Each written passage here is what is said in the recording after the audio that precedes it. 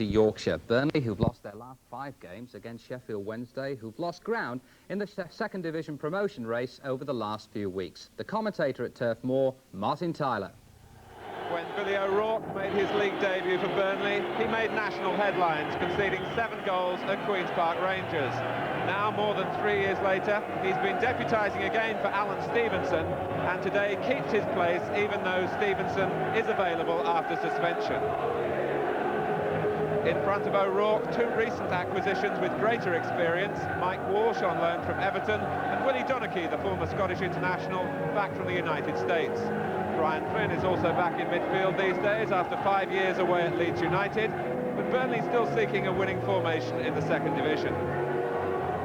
Sheffield Wednesday have switched Ian Bailey from left-back into midfield, Kevin Taylor the player left out. 19-year-old Trevor Mathewson takes Bailey's place in defence. Mathewson, one of 4 Sheffield-born youngsters in the side. Maurice Setters, well remembered by Manchester United fans, I'm sure. He's in charge of Sheffield Wednesday today. Manager Jack Charlton, appropriately for New Year's Day, is away in Scotland on a scouting mission. Sheffield Wednesday in a change strip of yellow shirts and blue shorts, kicking off, both teams hoping for a change of luck in the new year. Burnley 21st in the second division, and Sheffield Wednesday have gone 8 games since their last league victory, although they remain in 5th in the table. The referee is Alan Saunders from Newcastle. Donachie. Mel Sterland for Sheffield Wednesday. Continuing the run from Bannister's pass. Bush dealing with the danger by putting the ball onto the roof of the stand on the far side. We needed to be alert.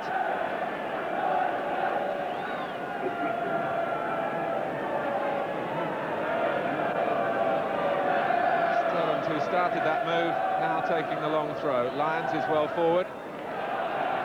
And Walsh getting above his old teammate. At the expense, though, of a corner.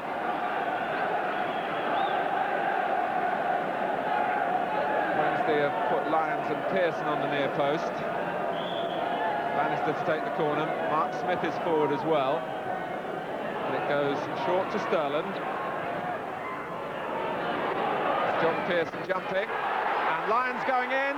Came off the woodwork. And fortune on O'Rourke's side. Mike Lyons frustrated.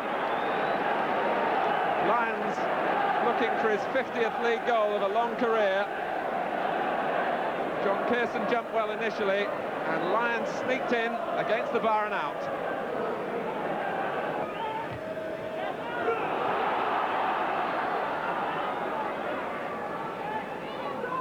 Mirocevic.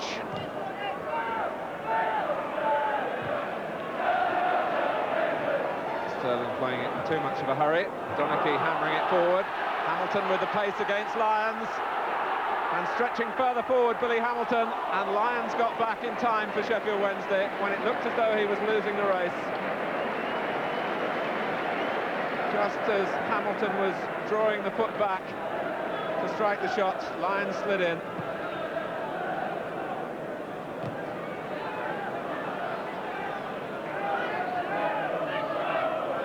Megson dispossessing Laws, and this is Bannister. Shelton is in the middle, and so too, thankfully for Burnley, was Willie Donachie. Shelton protesting. The referee has ruled that the ball came off him.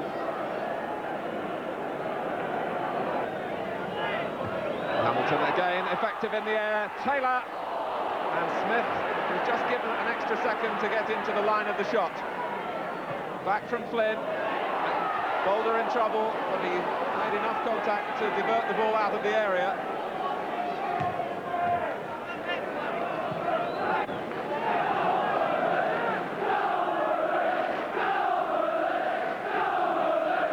But a moment or two earlier, Billy Hamilton's strength in the air, unsettling Sheffield Wednesday and releasing Steve Taylor.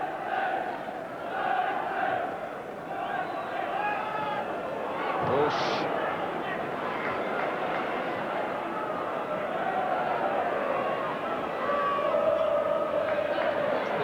Flynn both available for the same ball. Here's Donachie. Stephen going outside him. Donachie uses him as a decoy. Now Hamilton. And a goal for Taylor. Mistake by Boulder. 19 minutes gone. And the sort of good fortune, really, that Burnley have been looking for during this dismal run. Willie Donachie playing his part, coming a long way forward. A short ball for Hamilton. Boulder fumbles. A gift for Taylor.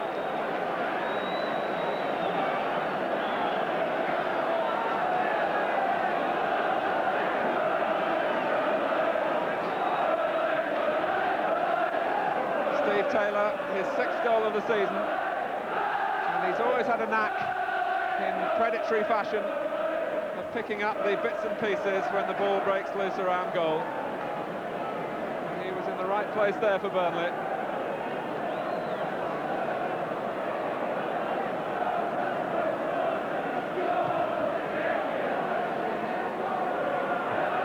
Hamilton.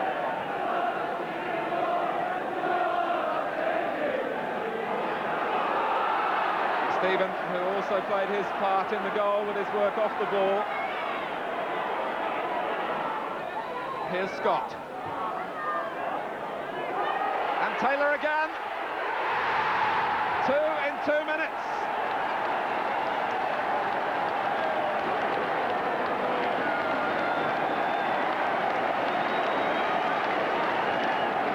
Boulder left beaten again. It was Scott who played it in.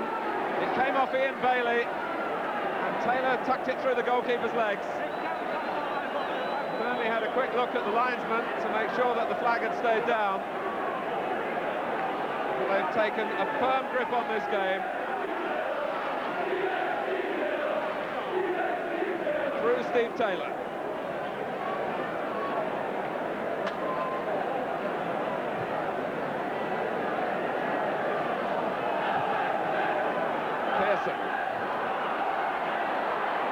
This is Bannister, and Bailey, it hit one of his own players, Mirocevic.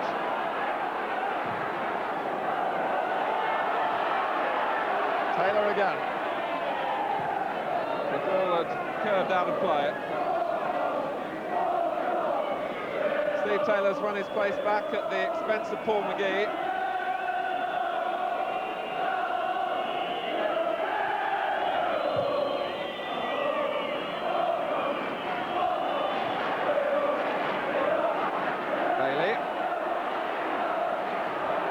Phelan has gone down hurt as a result of the collision with Bailey.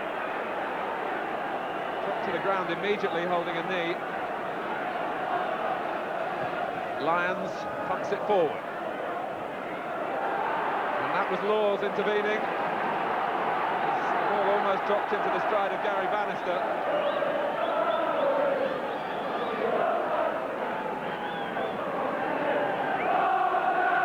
Looking for a quick reply to a double disaster for them.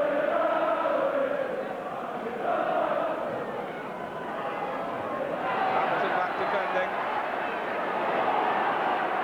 Bannister can play it in again here. And Laws let it slip. And Burnley living dangerously, unfortunately.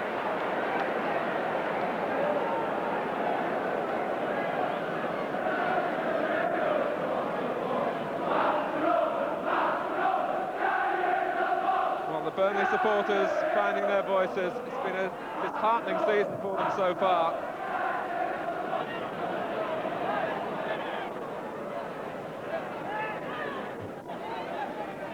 Another chance for Wednesday to send Lions forward. With 15 minutes remaining in the first half. And Sheffield Wednesday in some need of a goal. Shelton. Lions. Only get it out as far as Mirocevic.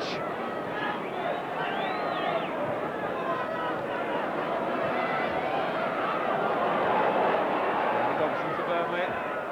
Phelan. Dispossessed by Bailey. Bannister.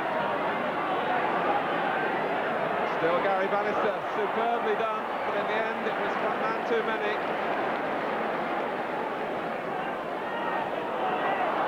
likely picked a route past two. Harry Bannister overindulging in the end. Hamilton. Here's Donachie. Now Laws, if he can make it, before Mirochevich, which he did. And Boulder can't hold it again. Hamilton, and Boulder did enough to force him away from the goal. Back from Flynn, and Scott with a second chance gives Boulder the opportunity to make an easier save. But Brian Laws showed much greater determination here than Ante Mirochevich, and then let fly with a left foot. Boulder could only push it out. It did enough as Hamilton followed in.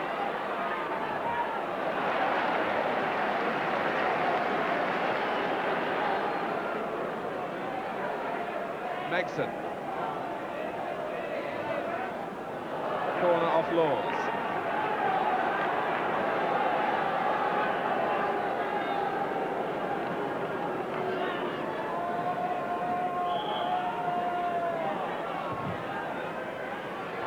O'Rourke coming up his line.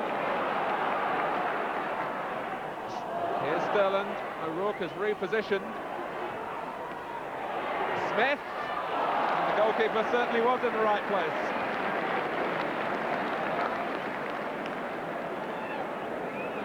Ball headed back across to Mark Smith by Mike Lyons, with both central defenders forward for Sheffield Wednesday. And that might let in Burnley at the other end as they try and recover their ground.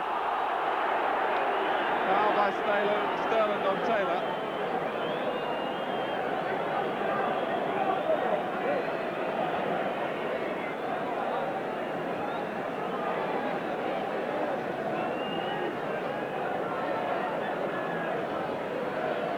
The experience of Martin Dobson and Brian Flynn called into play at Burnley set pieces. Trevor Stephen is there as well, and Brian Laws is loitering with some intent. Just see him in the centre of your picture. Should they opt for a direct shot from that position? But it's Stephen who drives it, and Boulder in trouble again. Wednesday survived, but only just.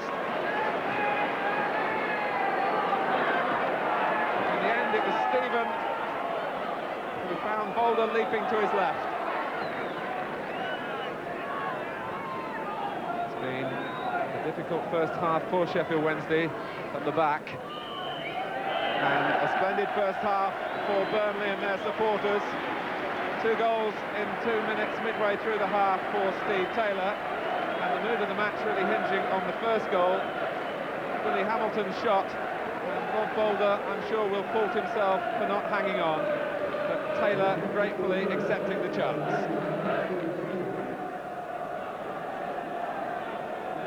Burnley haven't kept a clean sheet since the opening day of the season, but certainly in the first half Sheffield Wednesday had 1 or 2 moments which promised that they would end their barren run in front of goal.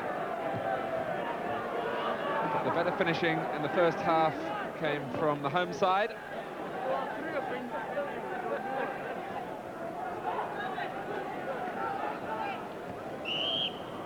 Pushed by Walsh. Already Lyons striding through the picture there to try and add his height and weight to Sheffield Wednesday's attempt to pull these 2 goals back. And Lyons gets there well.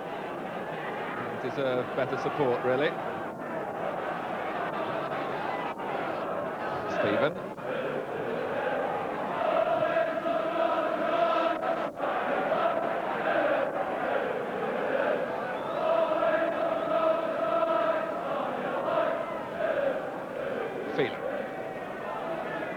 Burnley's throw off Mirochevich.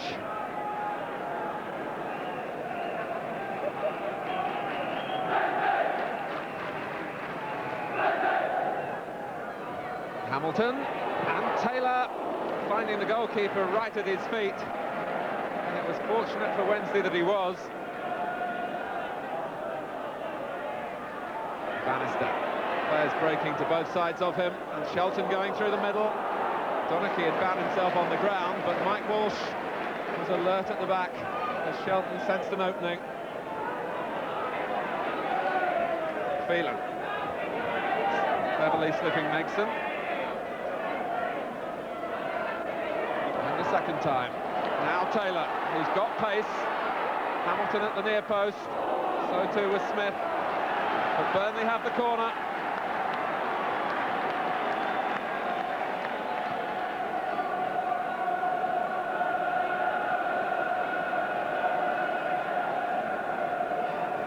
This time it's played short. Stephen.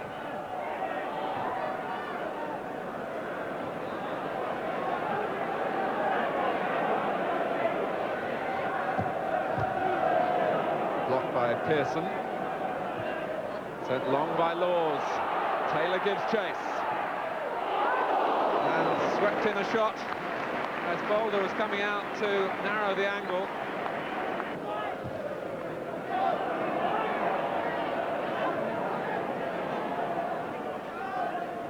Flynn. Taylor again. Hamilton, the flag is up, and joy turns to disappointment. I don't think Billy Hamilton can really complain. As Taylor turned and twisted, Hamilton had already strayed offside, although the finish will give him confidence.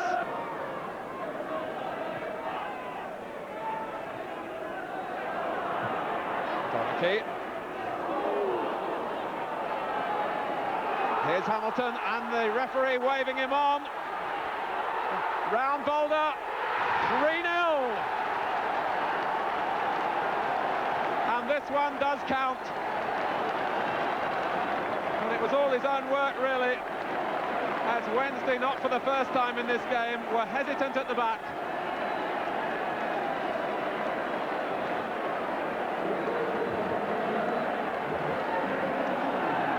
And as Hamilton celebrates, his partner, Steve Taylor, is in some pain, but it's Derek Scott who's coming across, and a remarkable substitution if it takes place, because the substitute is David Miller, the son of the manager Brian Miller, and the player he's going to replace, Derek Scott, is Brian Miller's son-in-law. Maurice Setters is out of the Sheffield Wednesday dugout to talk to Gary Shelton. David Miller, who's an 18-year-old defender, it's his first taste of league football, and at the same time Ante Mirocevic comes off and Sheffield Wednesday introduce Andy McCulloch.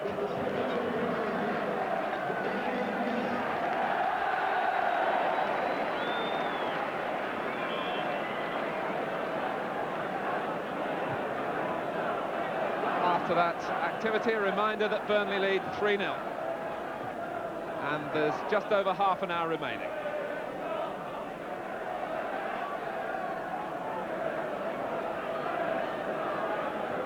You have to go back to November the 6th to find Sheffield Wednesday's last win in the second division.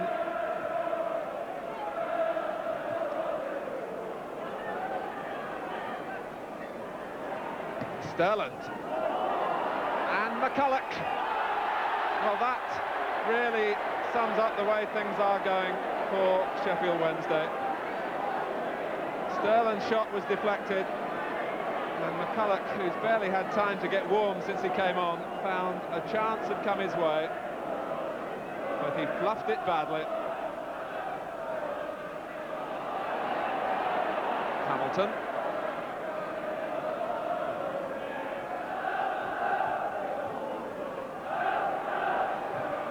Booted out by Shelton and collected by Pearson. Sterland. Nicely laid off by Bannister, but Laws will get there before Sterland.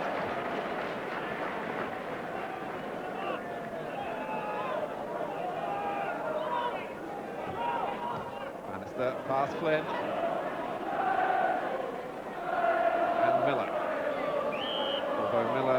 Stephen combined to bring Gary Bannister down.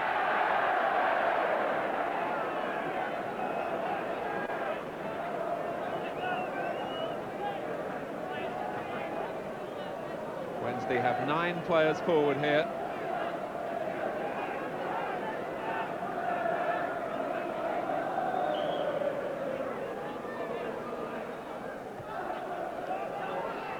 And Hamilton again providing a sure touch defensively from Sterling's cleverly chipped free kick.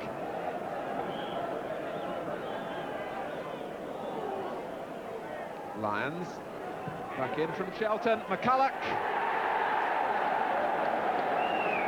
And you can see his enthusiasm to get the game restarted. Initially it was a near post corner that didn't come off, but Shelton made no mistake with a second cross. McCulloch met it firmly.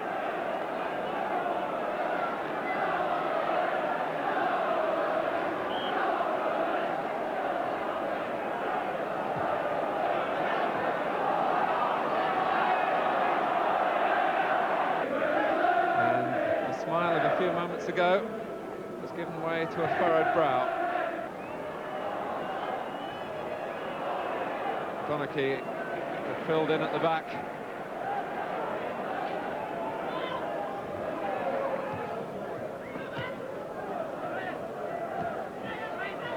Flynn.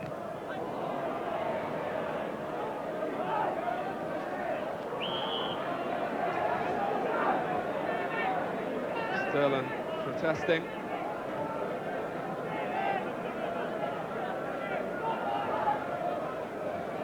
Lyons has trudged forward again. And Hamilton, well, a good half a dozen occasions Billy Hamilton has defended well. And now Taylor. Could this be the hat-trick?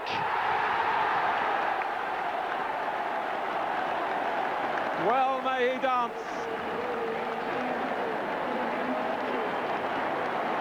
With Wednesday totally committed forward.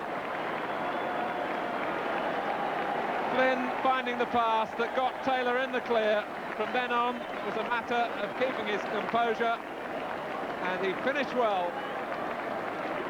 3 for Steve Taylor in injury time.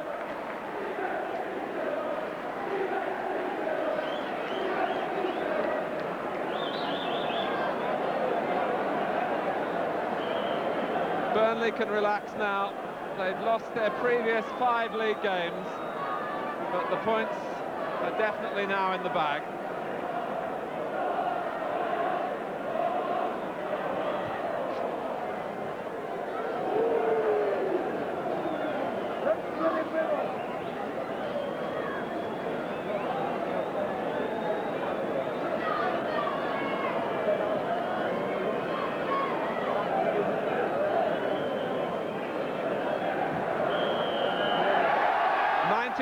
Heralding a welcome change of fortune for Brian Miller and for Burnley. Steve Taylor's hat-trick, the focal point of the victory. Billy Hamilton, the other. Andy McCulloch for Sheffield Wednesday, who now have gone 9 games since their last victory. So Burnley starting the new year with a great performance, but Sheffield Wednesday's troubles continuing. A brief reaction now from both teams. The team spirit's always been there, but obviously when you're losing games week in, week out, it's difficult to maintain that. But with a performance like that, where people are working for each other, especially up the field, midfield and forwards, I thought they played really well. We've not been scoring and we've been letting in too many goals, and I think it's all basically down to confidence, because you don't become a bad team overnight like we seem to have done. I think once we get our confidence back, we could get back on the road again. Well, Burnley's victory not as decisive as the score suggests, but Wednesday need to toughen up the defence if they're to make a firm bid for promotion. Players increased with that 3-0 defeat at Bolton last Saturday. The F now reports. Last Saturday, Burnley's poor second division form hit rock bottom. A demoralising defeat at Bolton, where the added disgrace was a goal scored against Burnley by the Bolton goalkeeper, Jim McDonough. Even so, the demotion of manager Brian Miller, revealed on Wednesday morning, shocked the football world. Miller had taken Burnley to the third division championship only 8 months earlier. And it was, after all, the morning of the club's 5th round Milk Cup tie, difficult enough away at Spurs. But the headlines the next day were of a vastly different nature. Burnley producing a Milk Cup sensation, not just beating Spurs, but trouncing them 4-1. White Hart Lane, 45 seconds into the second half. Spurs young striker Terry Gibson with a simple chance from close range. It was a soft goal from Burnley's point of view. Mickey Phelan here mistiming a header. And then Willie Donachie missing his kick, Gibson right on the spot. It was a stage then, it seemed, for Osvaldo Ardiles to turn on the style in his first home game back with Spurs. Ardiles, the number 7 here, but Alan Stevenson responding well in the Burnley goal. But a stroke of good fortune then turned the match upside down. The Tottenham defender Graham Roberts heading into his own goal. And Burnley are level after 70 minutes. It was a real miscalculation by Roberts. But it's 1-1, and Burnley quickly put their luck to good use. And one of the Spurs players to wilt under the pressure was surprisingly Ray Clements. An error of judgment here. Clements out of his area, giving the ball away, and then finding that to retrieve the situation, he has to handle. And Ray Clements lucky there not to be sent off, though he was booked. But for all their protests, Burnley did score from the free kick. Taken by Kevin Young, Steve Taylor in at the near post, and Hamilton making no mistake. Utter chaos there in Tottenham's defence, as Taylor has a swing here, and Billy Hamilton was able to seize on the confusion. The unreal nature of the night was perfectly illustrated by Burnley's third goal. Taylor in the clear, and his cross deflecting off the hapless Roberts. 3-1 to Burnley with 3 minutes left. Definitely it was an attempted cross by Taylor, but Clements deceived and unable to keep the ball out. Well, Burnley and the acting manager, F.Casper, would surely have settled for that, but in the last seconds, Hamilton here races past Roberts and blasts in his second goal. A splendid finale on an unforgettable night for Burnley. 2 goals for the Northern Ireland international, 4-1 the margin of victory. But this morning at Turf Moor, the excitement of a Milk Cup semi-final with Liverpool was still mixed with surprise at the timing of the decision to demote Brian Miller. If you'll go back to last Monday, we were 9 points adrift in the relegation battle. We have lost more league games than any one of the other 92 clubs. We have, in our last 11 away games, drawn 1 and lost 10. That's an appalling situation. Something had to be done. A decision was made to change the team manager. The next question, the last question, was the timing of the announcement. Bearing all things in mind, it was thought that nothing could happen at Tottenham which would make an appointment after the game more sensible. Did the players in any way feel that they were going out perhaps to play for Brian on Wednesday night? Well, personally, I was very sad to see Brian being relieved of the duties, but that's by and by. I can't do anything about it. And you know, all the players, we knew it was a tough match. We just went out and we fought and battled and, you know, just give 100% as usual. And obviously, we were shocked because whenever a manager loses his job, the players, to a certain extent, got to face the blame.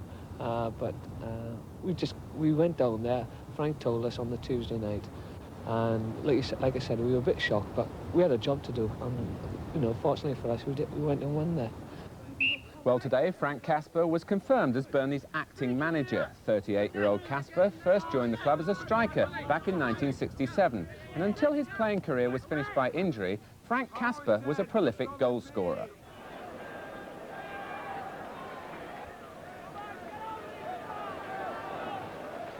And here's Casper to chase this one. There's a good shot. Oh, a brilliant goal. I'm pleased I've been put in charge. I am ambitious and I want to do well. And I want to do well for Burnley Football Club till the end of the season with the results. Do you see it as a trial period to getting the job on a permanent basis? Well, it's difficult to say, really. You know, I haven't spoken to the chairman as such at length.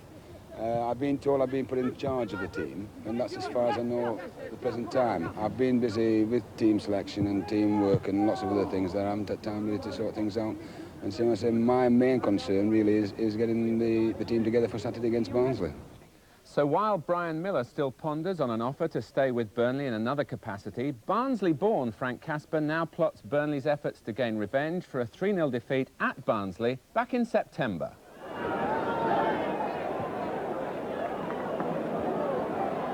Chambers, plenty of men up in the box, and Glavin is one of them. Might come down to Ian Banks, he couldn't control it.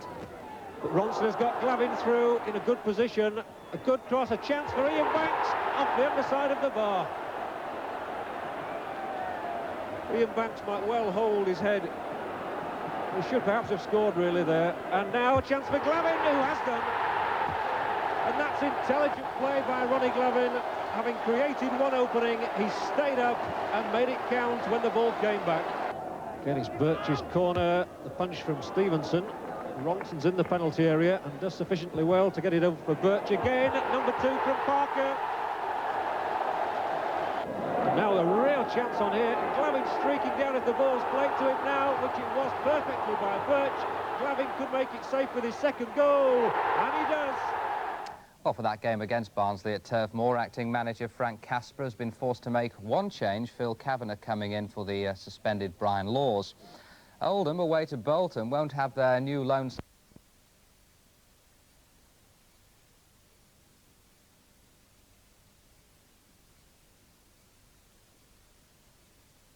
That against any team. I think the second and third goals were own goals by Graham Roberts, actually. And each one of them was a bad defensive mistake. So there we are. I thought that they played well for a second division side near the bottom of the league. But then you play as well as the opposition allows you, and I suppose that we, to a certain extent, gave them hope by some of the things that we were doing at the back. I was going to say, how much credit would you give to Burnley, because they really didn't give you any space or any time? No, you've got to say that they probably run harder and fought harder than what they've done all season. That cannot be the form in the second division, or else they wouldn't be languishing near the bottom. But this is cup ties. People lift themselves on these occasions, and really we should never get beat by this kind of opposition at White Hart Lane. But this is the beauty about any sport, the unexpected happens, and it's happened tonight. It is such a shattering result for you. How are you now going to set about lifting morale again? Well, we'll talk about the things that we did right as well as the things that we did wrong tomorrow. And to be honest, the players and the people around them will lift ourselves fairly quickly, and we've got to get on with the league match on Saturday. Then with an FA Cup tie on the following Saturday. So the game's gone now and it's past. And even though we feel absolutely shocking tonight, and really we don't want to be talking to television and press and things like this, we've got to do it. You've got to take these defeats on the chin, and it's going to happen from time to time in life. It's whether you can pick yourself up, dust yourself down and get on with it again. Well, he's taken it.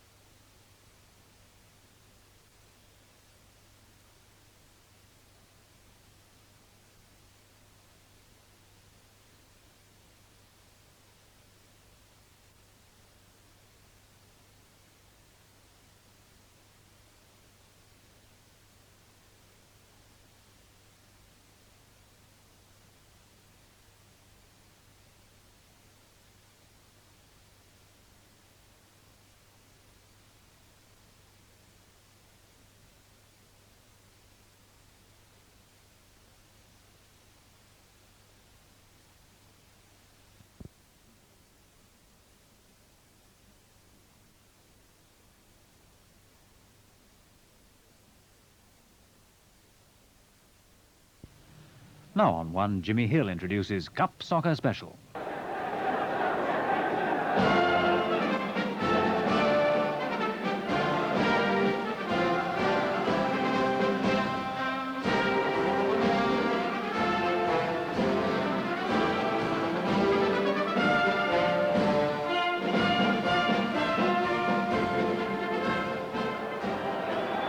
In the next 15 weeks, Liverpool could become the most successful team ever in one season of English football. Good evening from Anfield, where tonight they play the first leg of the semi-final of the Milk Cup, one of 4 trophies Liverpool hope to win between now and May the 25th. No English club has won even 3 of the big 4 in a season, let alone the Grand Slam. But the Burnley supporters would remind us that their side, despite lying next to bottom in the second division, have already beaten 3 First Division teams in the Milk Cup, including Spurs 4-1 at White Hart Lane. Their side is unchanged from that quarter-final, with number 11 Kevin Young and number 8 Trevor Steven having passed fitness tests. And these younger players, together with 4 internationals in Willie Donachie, Martin Dobson, Brian Flynn and Billy Hamilton, will be hoping at best to repeat the draw that Burnley forced here in the League Cup in 1975, at worst to restrict Liverpool's lead before the second leg at Turf Moor next Tuesday. But if an unchanged Liverpool team need any reassurance, they have gone 62 cup matches unbeaten at Anfield since Middlesbrough won here in 1974. And if they win this competition for the 3rd year running, that in itself will be a unique achievement. Referee Ray Lewis of Surrey gets the match underway. Liverpool, heavily practiced in 2-leg games in Europe as well as in this competition, will be looking for a healthy lead from this first match at Anfield. Here's Young for Burnley. Liverpool attacking the top end in the first half.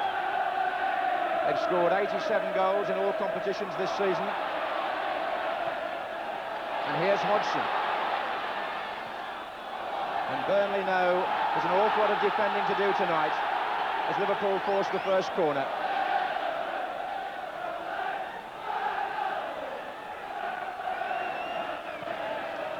Hodgson came for a flick, it came off Johnston, and every Burnley player was back. And that may be the pattern as Liverpool launch the first onslaught of the night. Billy Hamilton defending their number 9, it's soonest for Liverpool.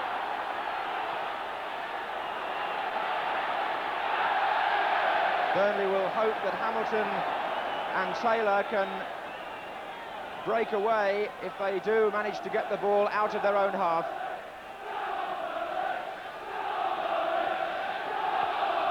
Certainly the Burnley fans making plenty of noise. The ball runs loose again, and a chance there, and driven by the man who can't go wrong, Ian Rush. 26 goals this season. That includes one in the Charity Shield, by the way. He scores in all competitions, but not then. It wasn't very far away from Stevenson's goal.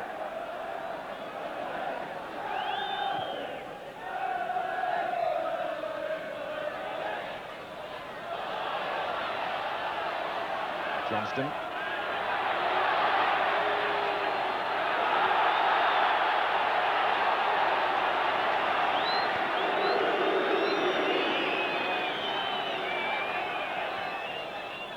Dalglish. Look at Flynn there, sticking close to him. Souness. Oh, not the best of touches from Rush. Scott. And now Stephen. Now Liverpool are square. The question of whether Burnley can penetrate that back line. There goes Billy Hamilton and Phil Neal, the covering player. And then it was Hansen. Those defenders have got an awful lot of work to get through, and look at Flynn there following Dalglish. That's obviously part of the Burnley plan, and the header was by Dobson.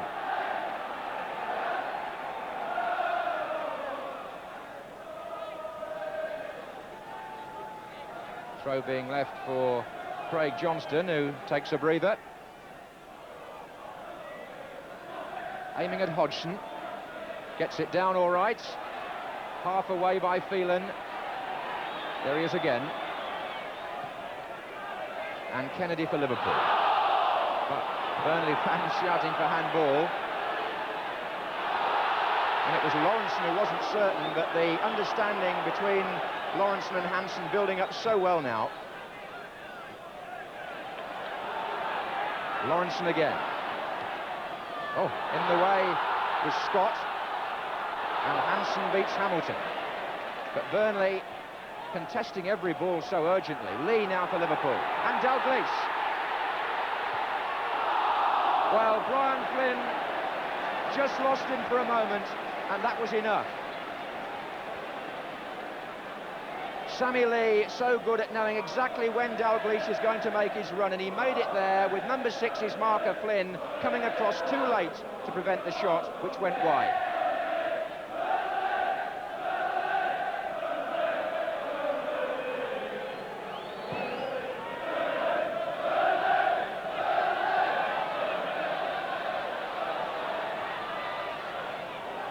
Kennedy, and Hodgson, the player, chasing, he's right through. David Hodgson, and he's missed it. And Liverpool have missed 2 in 30 seconds, but the second was the easier chance, because Burnley there were nowhere at all. Defence was undermanned, there was no offside flag, and as Kennedy drove the ball forward, Hodgson was all by himself. Got it down all right, Stevenson came out well, but that wasn't very good finishing.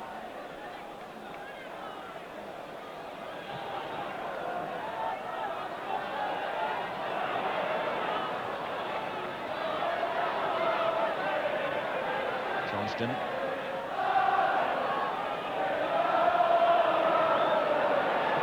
Martin Dobson.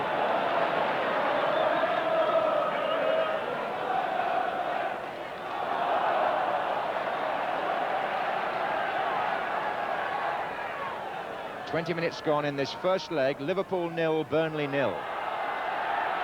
And if Burnley feel the omens are with them, you can't blame them after the way Liverpool failed to take 2 very good openings.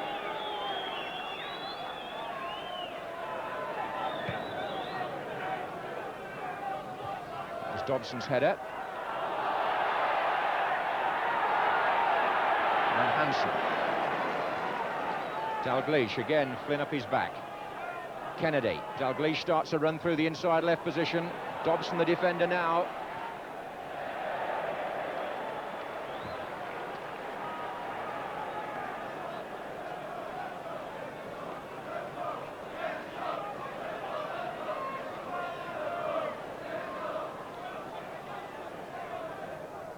Hodgson with the flick, Rush with the header.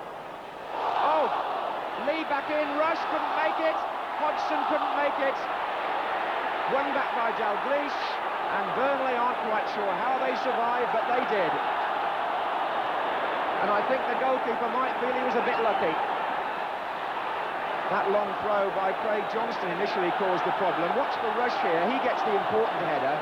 It drops a little bit against the bar, and then there's a tremendous scramble.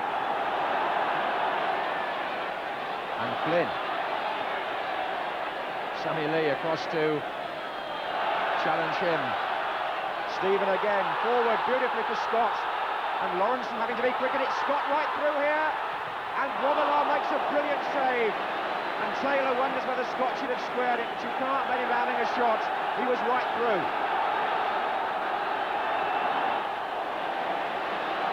It was a fine ball played from the middle of the field by Trevor Stephen. Mark Lawrenson was the defender who got caught by Derek Scott. Now look where Taylor was. He wanted the ball played square, but Scott went for the shot, and Grobbelaar saved. Also caught a boot, I think, in the head.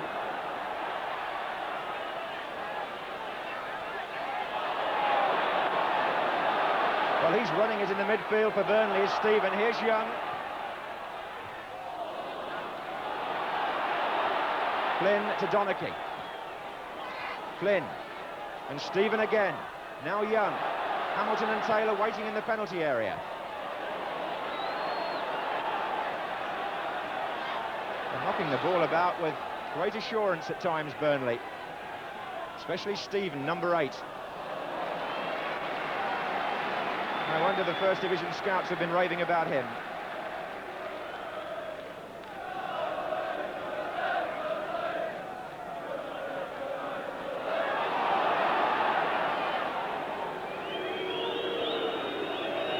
Well, with 10 minutes left in the first half and no score, Burnley well pleased. Lee.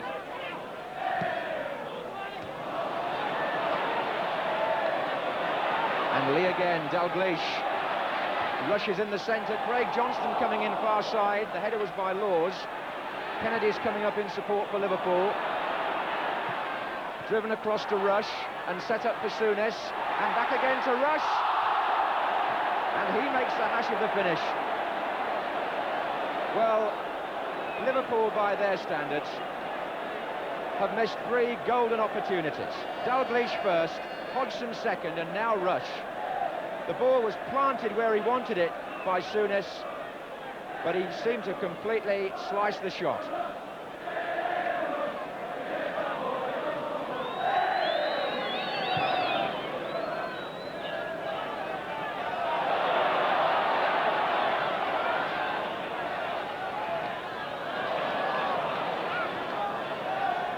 And there goes Scott, he's right through for his second chance. Can he do it this time? He's missed it! Could you believe that? Derek Scott will wish a hole would open up on the Anfield pitch, because he was clean through and that was a better chance than the first one. He even got past Grobbelaar and then side-netting. If ever there was such a thing as an open goal in the truest sense of the word, it faced Derek Scott then. And what a chance to put Liverpool behind. But a further indication there's been a soft centre tonight in the Liverpool defence.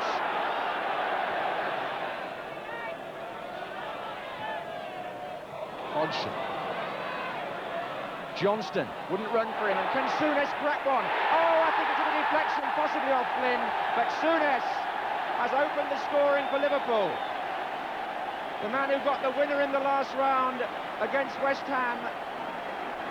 Brian Flynn, I think, got a deflection there. That was my first impression. The ball was played back by David Hodgson to Johnston. Souness cracks it, and Flynn, I think, deflected that past Stevenson. But Souness will claim the goal, surely.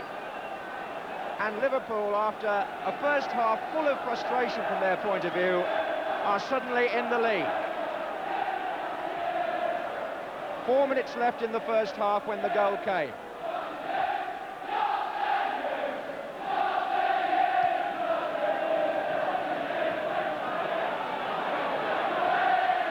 Unlucky for the goalkeeper there to have Flynn right in front of him. Has Burnley's good fortune run out? Dalglish quickly with the free kick, too quickly, in the way Phelan. And Dalglish almost got it back.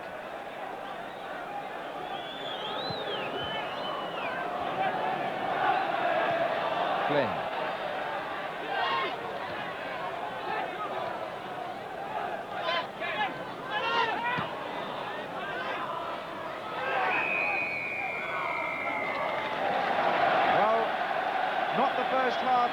You might have expected, even if the score suggests it was. This lad here, Derek Scott, what a way to celebrate your birthday.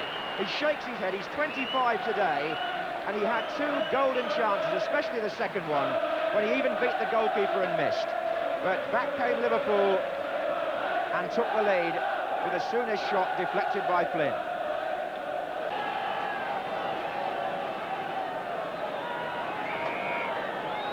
Third time that Burnley have reached the semi-final of what used to be known as the League Cup. Did so in the inaugural season, 60-61, and again in 1969.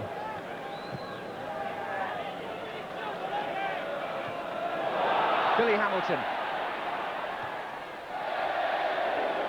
Indeed, in both their previous semi-finals, Burnley drew over the 2 legs, and a third match had to be played. First against Aston Villa, then Swindon in those previous 2 encounters, because away goals don't apply in the semi-finals of the Milk Cup.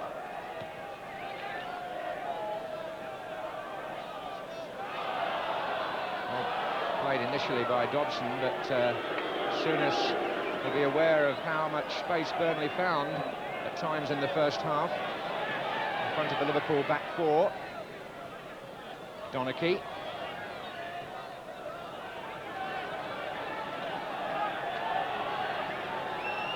Hodgson. Nice turn by him. Rush. Couldn't find Dalglish. That's another superbly driven ball, and Grobbelaar came to meet it. But I must say, the way Stephen and Young have driven the ball from the middle of the field, Young there just looked up for Hamilton, delivered it beautifully. Flynn. Scott. And Hamilton is in there.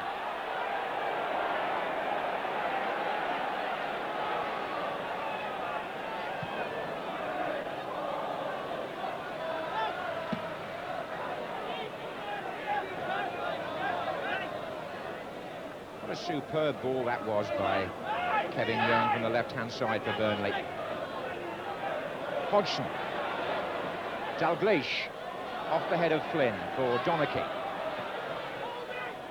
Hansen. And it was Billy Hamilton who's not afraid to put his head in where it hurts, and on that occasion it hurt Hansen.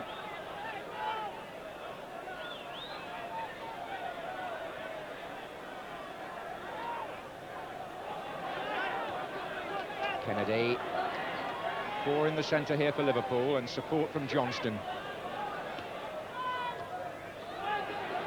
Hamilton has to defend. Laws. And Scott again forward. Made so many good runs, but here's Phil Neal making one. And Dalglish is through. Well, I've never seen Liverpool miss so many clear-cut chances. Not this season, anyway. And by the impeccable standards of Kenny Dalglish, he has now scored 2, and this was the better one. He was through in a central position and put it wide.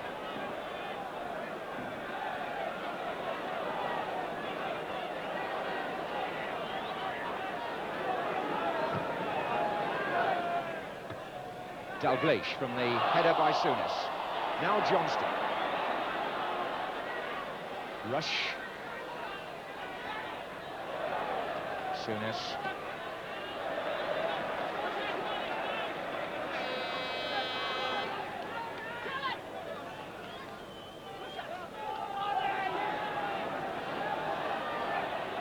Kennedy. That's useful. And Stephen it was that turned it behind from Alan Kennedy's cross. Hodgson near post. This is Kennedy. Souness got support square from Neal.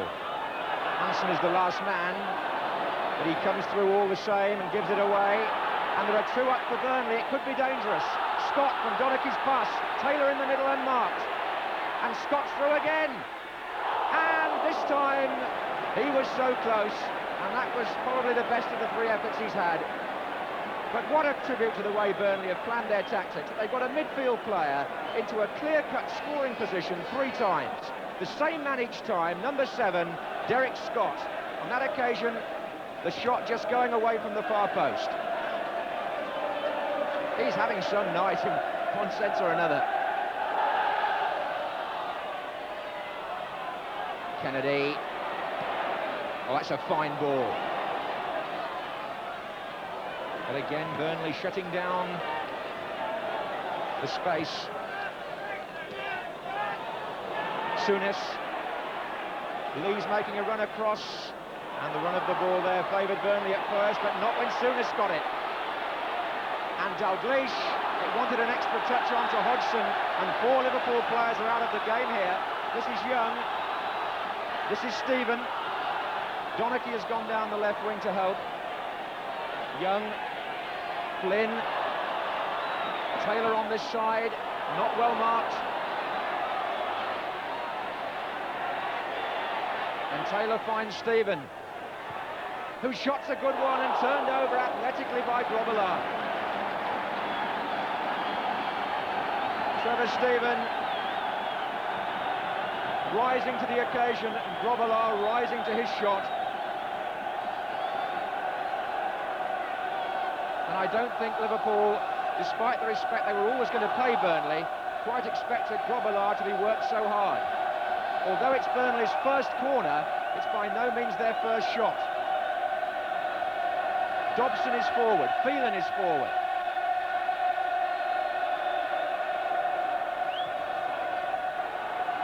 And Dobson got a touch on it, which Grobbelaar frankly didn't. Taylor. And Lawrenson concedes another one.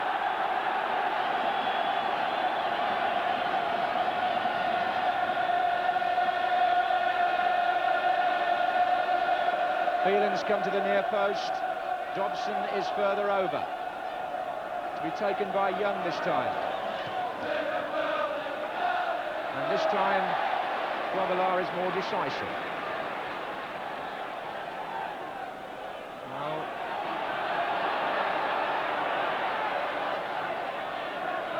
Hodgson making the run in the inside right position, but he's offside. Liverpool have started to warm up Ronnie Whelan.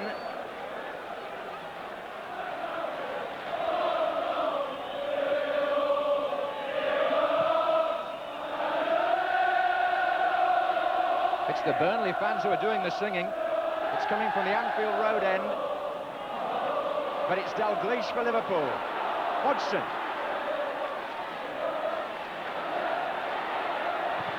And Dalglish. And Laws away.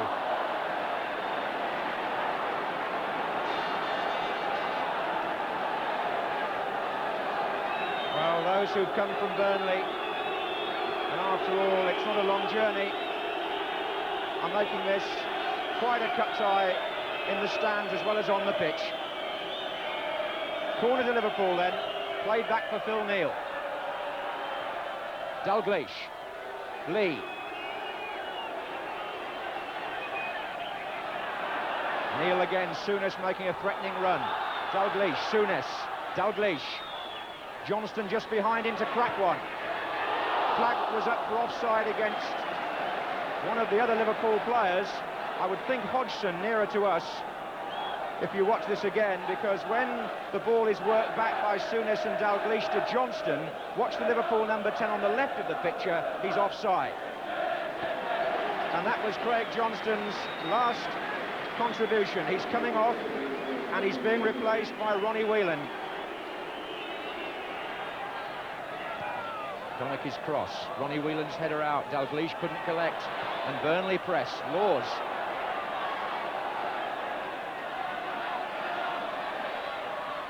Good running by Laws, and the header by Young. Just come at him rather too forcefully.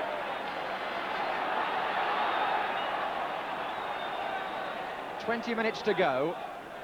Liverpool 1, Burnley 0. Keenly contested first leg. Big compliment to Burnley, but here's Whelan for Liverpool. Good ball, Dalglish. And Flynn was behind him, and Dalglish was stopped by the goalkeeper, who then gallered from Rush. But was Dalglish fouled by Flynn?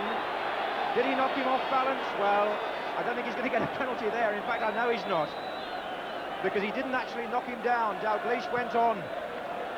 Very interesting that, because Flynn's been nagging at Dalglish all night, and I thought just for a split second Dalglish might have gone down. And if he had, well, you just wonder. Stevenson, the goalkeeper, did well.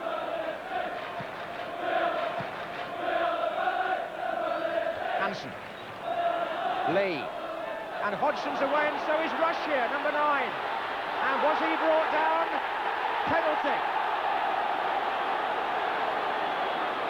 Just a moment or two after Liverpool thought they got a penalty, they've got one now, and the offender was Laws.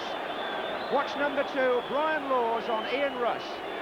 He just took his legs, and Phil Neal will come forward to try to give Liverpool the 2-goal advantage, which from this first leg they ideally wanted as a minimum. 2-0, and the scorer, number 2, Phil Neal. A beautifully taken penalty, but when you've taken him in the European Cup final, the Milk Cup semi-final, well, just another match. Sent the goalkeeper the wrong way, and has Burnley's resistance and spirit finally been broken here?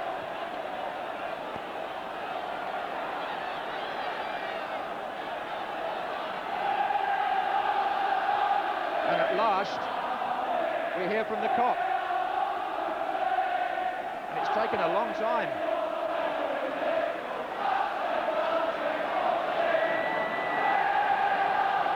Flynn. Stephen. Laws in support. Hansen read that. And Liverpool could have an extra man here if they play it right. Dalglish on the ball. And through the middle, unmarked Hodgson. Can he make it 3? David Hodgson, yes. And that may well be the goal that seals Liverpool's place in the final of the Milk Cup. Hodgson, whose finishing was off-key in the first half, makes up for it now, but Kenny Dalglish plays a quite marvellous through ball. Burnley's ranks are split, he's onside, he sees Stevenson coming, he goes wide at him, and he surely puts this semi-final beyond the reach of gallant Burnley.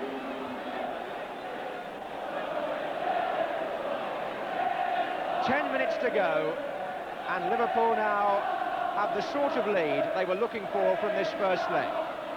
3-0.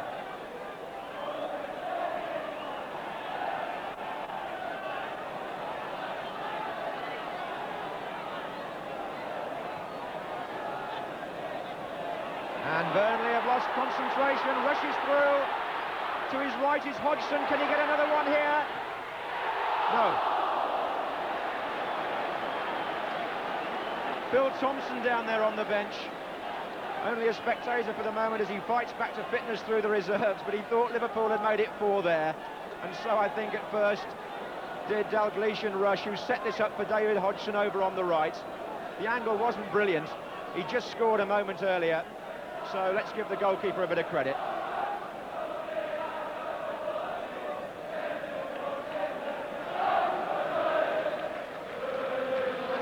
Souness looks left and finds Kennedy.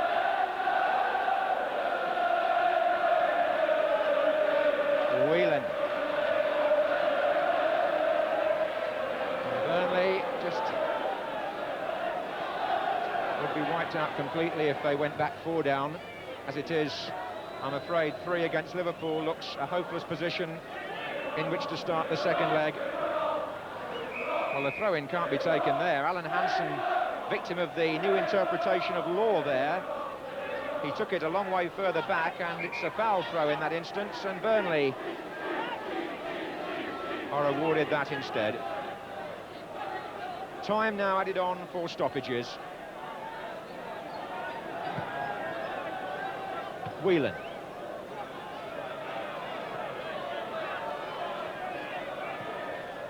Rush. Good control. Souness sees Dalglish over to the right, but the first leg of this Milk Cup semi-final ends with the sort of score most of the football world was expecting. But there was a lot behind that. Liverpool missed chances early on. Burnley will look back on one that Scott missed, particularly in the first half. But in the end, Souness after 41 minutes, Neil with a penalty after 73 minutes, and David Hodgson 9 minutes from the end gave Liverpool what, after the first leg, must be seen as a conclusive lead. They have 1 foot in the final already, but they go now to Turf Moor, Burnley next Tuesday, where an expected crowd of 25,000 will see the second division side attempt the impossible and try to come back from 3 goals down. As it is tonight, they did themselves proud for long periods, but in the end, Liverpool, as always, just wore them down. So, with a final score of Liverpool 3, Burnley 0 from Anfield, it's a very good night.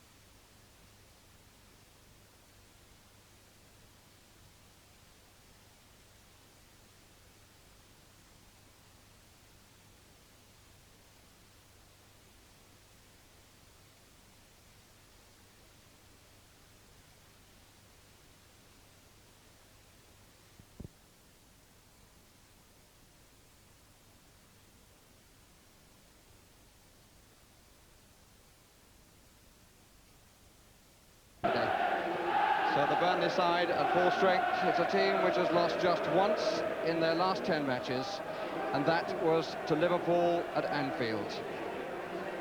During their run in the Milk Cup, they knocked out 3 First Division sides, but in the FA Cup, Sheffield Wednesday present the most formidable opposition so far, coming here in 6th place in the 2nd Division, and they are also at full strength. F.Casper, the acting manager, who took over on the night that Burnley won at White Hart Lane 4-1 against Tottenham Hotspur, and things have gone so well for him since. George Tyson of Sunderland is the referee. And Burnley get the game underway. The contest for who will represent the 2nd Division in the semi-final of the FA Cup. And who is to say that that side won't go further, remembering Sunderland, Southampton and West Ham during the last decade. There's Alan Stevenson, the Burnley goalkeeper. Jackie Charlton making his way to his seat. Bannister. There's some space out here on the left. And nicely taken. And the corner conceded by Martin Dobson. After Pat Hurd had found himself in some room on the left side.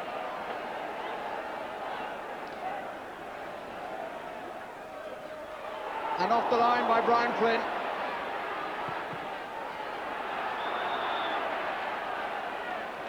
It was McCulloch who was denied by Brian Flynn on the far post from the header.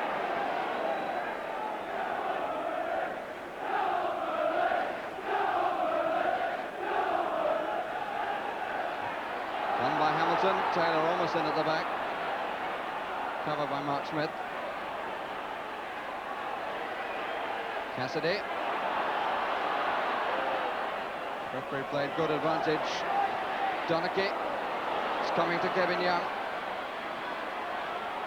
Donachie made room for the shot, tried to find Taylor, and Bowler got a hand there, and a penalty.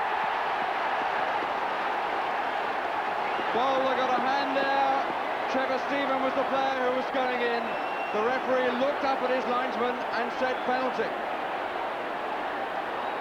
Protest from the Wednesday players. The referee certainly hesitated and looked at the linesman, who was in a better position to see whether Boulder had gone for the ball or whether he'd taken the man. And the linesman on this near side said that he'd taken the man. And Taylor will take the penalty and hits it straight at the goalkeeper. So Steve Taylor, whose penalty won the tie against Crystal Palace, misses from the spot at the start of this quarter-final contest. Only 5 minutes gone. I asked him before the match whether he would take the penalty or whether Brian Laws, who missed against Crystal Palace, would take it. Taylor said to me that he thought that Laws would take it, and he never seemed to be confident in striking the ball there.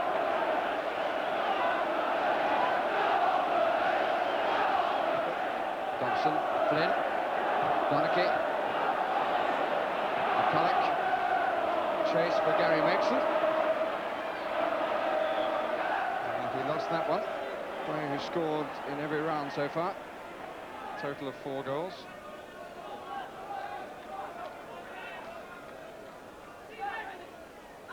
Won by Taylor. McCulloch. Bannister. Megson. Mills. Was taken right off his head by Phelan. Good claim. That's a good throw. Not the cleanest of punches. Oh! And off the crossbar from Gary Bannister. And Bannister very nearly making Stevenson pay for what was not a very good punch. And Stevenson now protesting to the referee. And he obviously feels he's being put under unfair pressure. Once again, it's McCulloch and Lyons on the near post. McCulloch. And Bannister got there almost at the same time, from McCulloch's not on, as did Stevenson.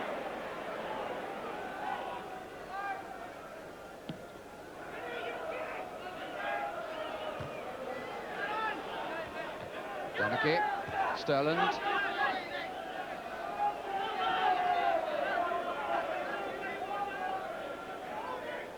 Hamilton. Hamilton. Taylor is left side. Nobody at the moment in the middle. But now Hamilton. Tackled by Gary Shelton. Young with a chance to pick somebody out. Cassidy.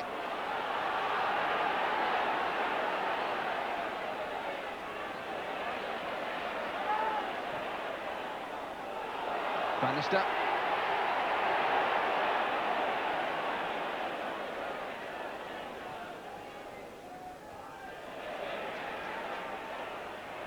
Bailey. Megson. Oh, beautiful pass. Got his angle right to get the ball inside the back to Sterland. Finally away by Flynn. And Bannister not quite sure how the final touch eluded him.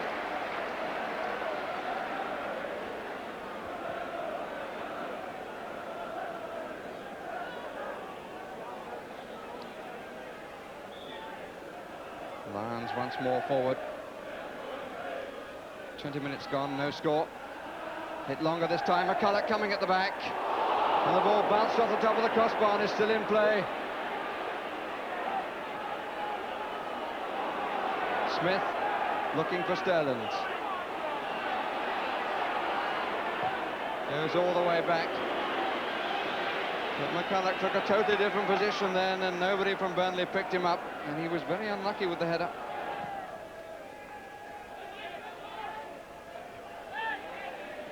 Smith, Mills, Cassidy.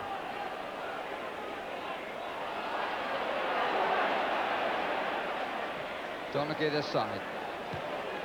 Down for Taylor. Hamilton. Donachie, Cassidy square. Brian Laws. Oh, he's lucky to get a second chance, and he'll get a third. Taylor, Young.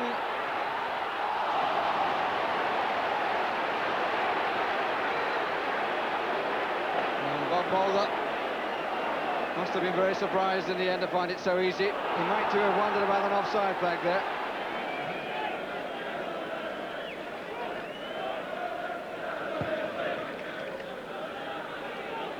Dobson changed his mind and escapes. No, he doesn't.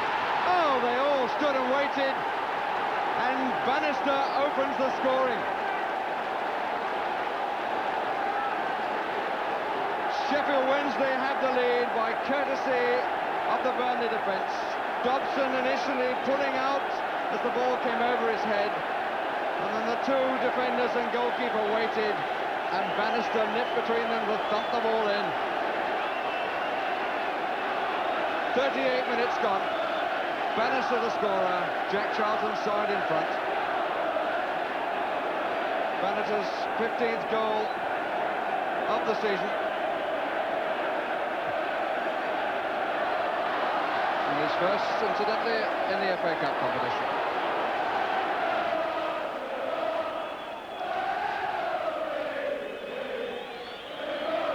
Popular cry, whatever will be, will be.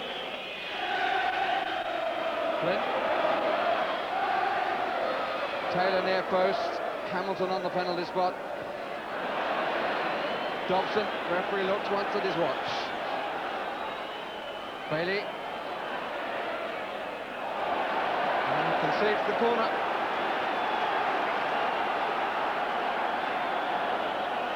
So the half bubbles on to the end.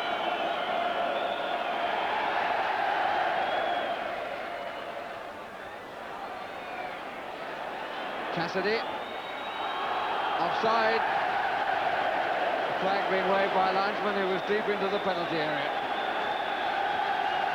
And we reach half-time with an error by Burnley's most experienced player and their youngest recruit, giving Gary Bannister the chance to score the only goal of the half, and it gives Sheffield Wednesday the lead.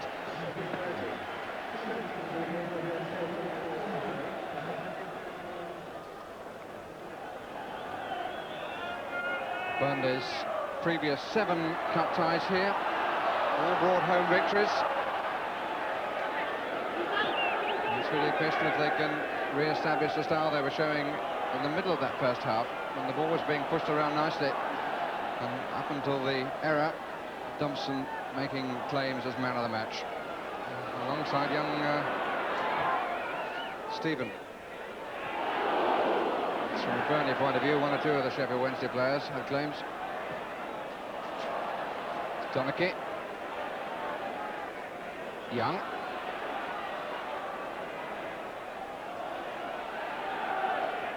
Stephen. Hamilton.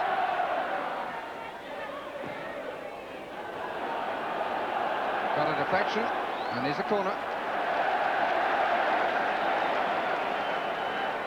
No problems for Jack Charlton at the moment. Skirting in a bit. Oh! That's a brilliant goal! Cassidy, the scorer. Cassidy, who got down as Lyons got down, and has hurt himself in the process. Ball from the corner coming over the head of Hamilton.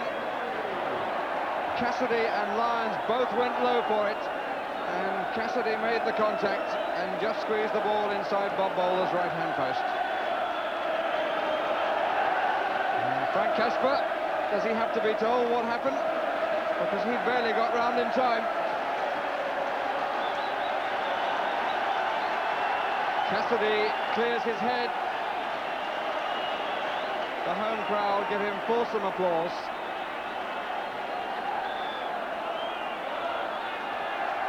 And we're back where we started, at evens.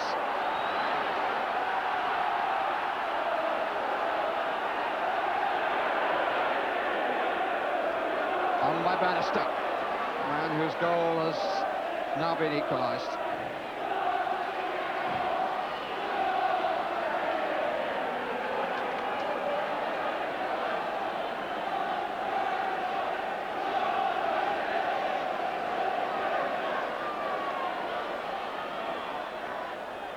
Mills, Bailey, Smith, and Dobson took it away from Alan Stevenson, but in fairness to Dobson, Stevenson has not been at his happiest coming off his line. Heads cross, and it was Kevin Young back in the middle. Good pressure this by Sheffield Wednesday, but the flag is up for offside.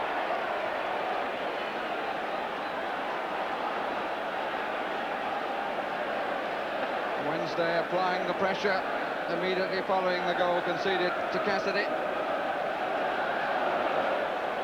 Phelan. Hamilton has Smith for company. Has Taylor in the middle and Stephen in the middle. They've got a man over here. There's Taylor.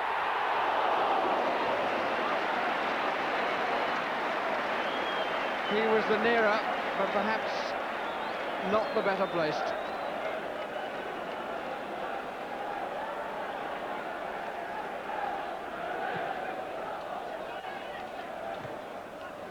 Stephen, it's a bit short, but it worked. Smith.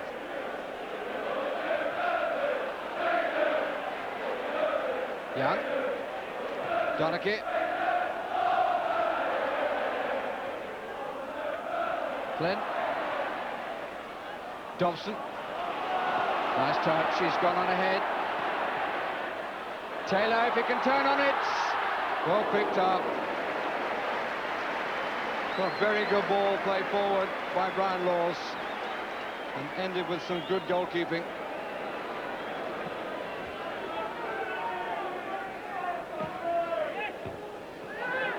Cassidy, Taylor, Young, Flynn, Hamilton. It's a good try. Goalkeeper all behind it. There's a nifty turn away from Shelton by Hamilton before he let the shot go. Cassidy, there are 2 down, but Mills goes on. Phelan has got up. but Bannister not yet.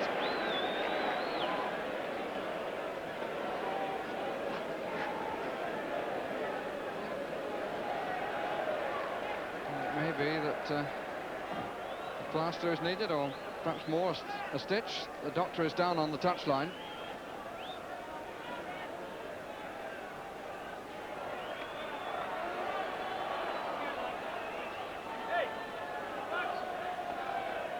And it looks as though Bannister may have ended his part in this match.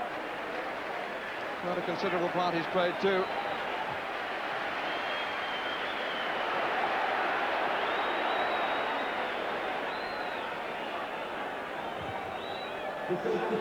On comes Pearson, who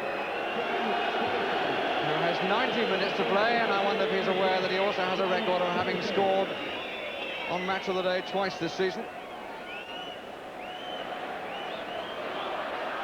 Nixon.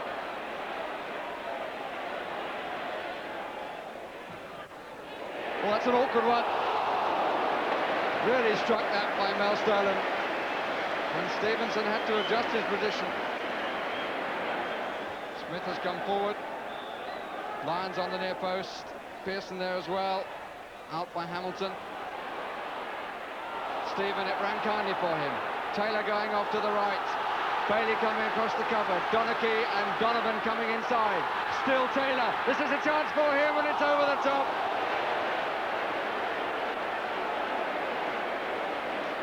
Well, he had the opportunity inside the last 5 minutes of the match, as he had inside the first 5 minutes of the match when he fell from 12 yards on the penalty spot.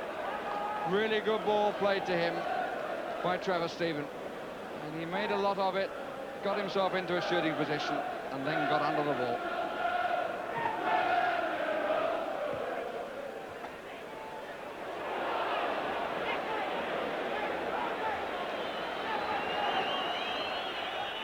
Donovan and Hamilton a bit close to each other.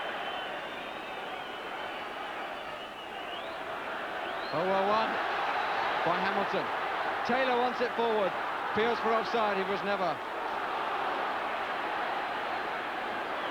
Hamilton. Donachie, away by Lyons. And they have to try again next Tuesday evening at Hillsborough. 1-1, the final outcome. The goal. Here's Kellogg.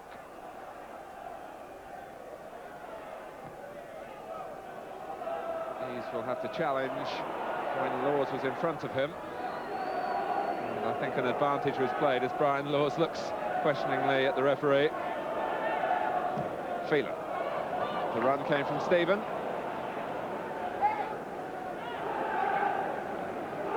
Trevor Stephen was linked in the media just before the transfer deadline with Liverpool, but Burnley deny that they received any offer for him.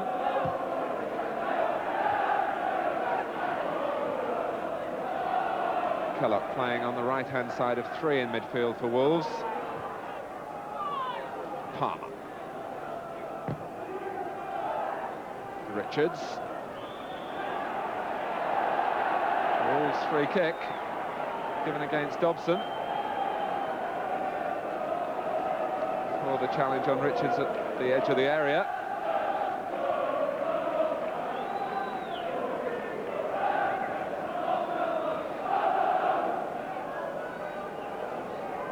Stevenson has set a four-man wall, and Wolves have Kellogg, number 7, going over the ball, and Palmer finding a way around it.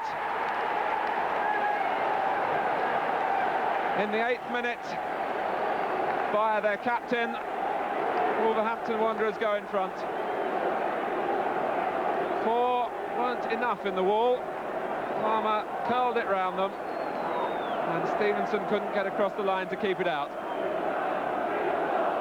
One might question the goalkeeper initially for only setting a four-man wall in such a central position. He did invite the strike at goal, and Palmer accepted the invitation.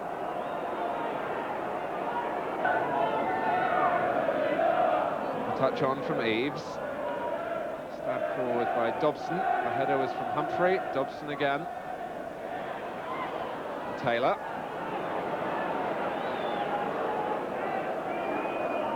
And Donovan dispossesses Palmer.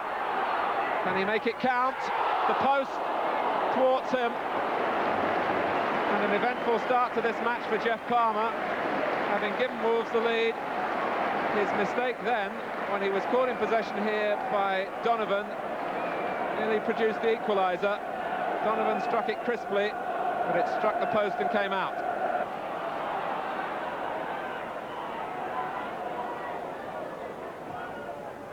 Donovan trying to turn Pender, and did so. It was well played by Terry Donovan. Still in play with Taylor. Stephen. And he couldn't keep it in. Donovan turned John Pender well a moment or two earlier. And calls now for support from the crowd.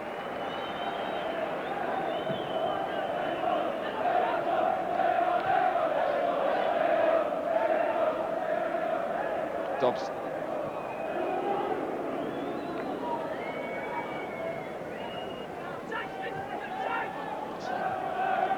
Flynn.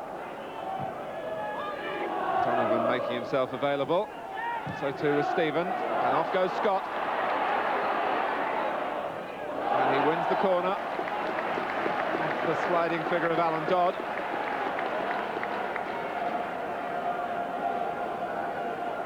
Stephen went for the short one, but Young looks to play it in.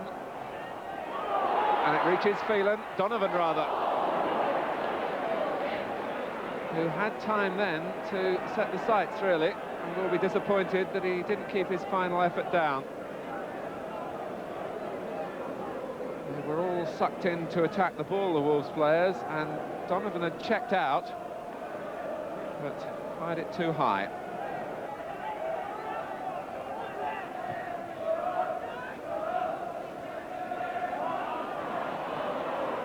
Smith just had a little flick out at Donovan. And one or two tackles were going in there a little over the ball. Kellock is down and angry. And Donovan is being spoken to. You can judge by the damage to Kellock. He was holding the right knee at the height of the tackle. Wolves have Kenny Hibbett on the bench. A smile for the occasion, and off the bench now, warming up, just in case Kellock is seriously hurt. It's with Young now. Clark doesn't allow him to settle. And again, the tackles are coming in late. And this time, Telford Mills produces the notebook for Kevin Young. And Young was blatantly late. Here's Humphrey. Matthews made it where Stephen really should have for Burnley. And it almost produced a chance for Wolves in the final minute of the half. Hanging cross that Trevor Stephen was jumping to try and clear, and Mick Matthews came in behind him. Taylor. Good ball from Donovan. Stephen, too close to the goalkeeper.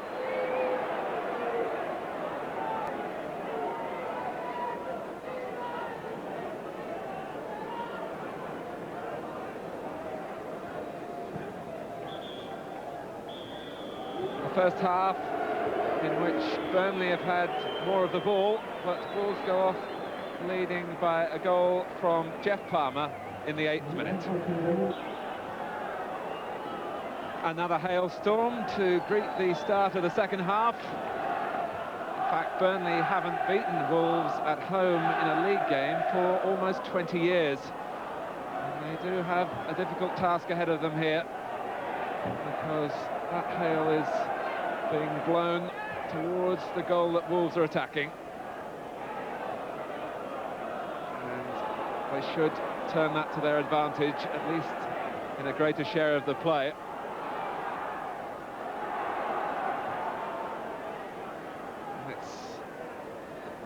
Of hail and maybe snow now.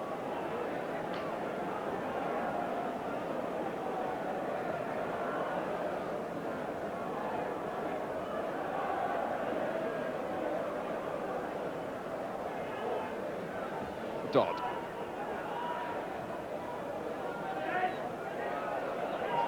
Quite the header that Donachie wanted, but Scott could collect. There's no way back for Willie Donachie at the moment. John Richards is seeing to that, and John Pender applying the pressure. Willie Donachie played in a League Cup final against Wolves back in 1974 for Manchester City. Richards. Nice turn. And set up Smith.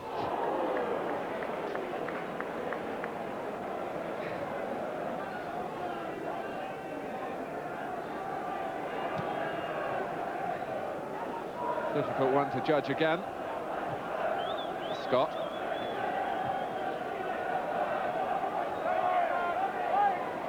Reeves was working back, in fact got in the way of Pender. And perhaps Burnley can profit. Laws. Was he felled by Palmer?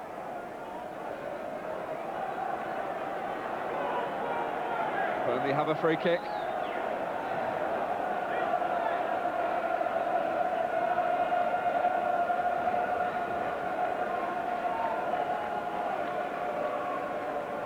Visibility a problem for the defenders. Eves who got his foot to it. And sent it screaming across the face of his own goal. Now Donachie. Dobson. Out from Richards. Wolves grateful for interventions from both their front players.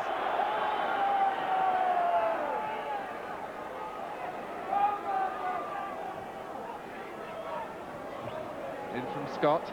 Taylor, and he was trying to angle the header for Trevor Stephen. Billy Kellock finally concedes defeat to that injury in the first half. And Kenny Hibbett, who's been suffering himself this week with bruised toes, comes into the action.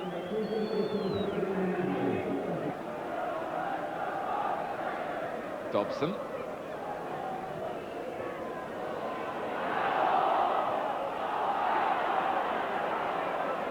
A touch from Donovan.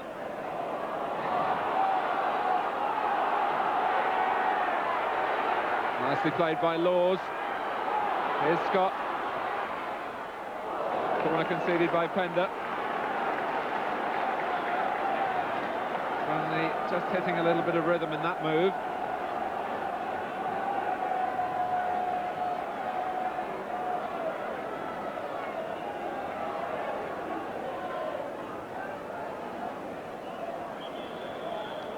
Stephen will surely have to have the corner flag in an upright position.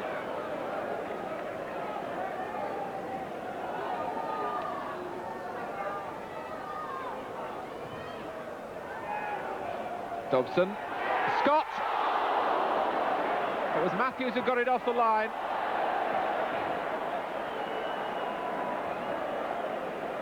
Nick Matthews gets the congratulatory pat on the head from John Richards for holding his position on the far post.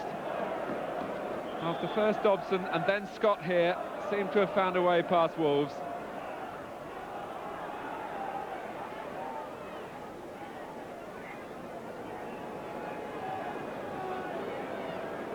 It's quite interesting, you can see by Alan Stevenson's goal where the snow has settled, which reflects the lack of activity in that particular area of the pitch.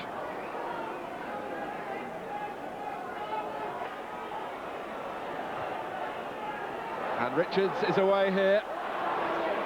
Clark in the middle. And Eves and Hibbett. Well, Hibbett can't believe it. Eves stood aside. After Burnley were caught square, Richards held his position well to stay onside and looked to pick out the men arriving in the middle. Finally it was Hibbett who had the shot, and credit Stevenson for blocking it. Hibbett's corner. Smith.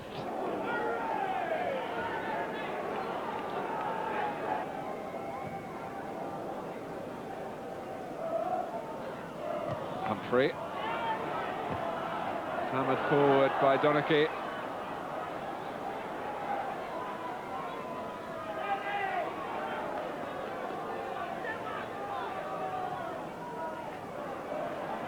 Donovan. Burnley have found it so difficult to find space in which to manoeuvre. Flynn. Away by Dodd. The Wolves have funneled back in an organised fashion.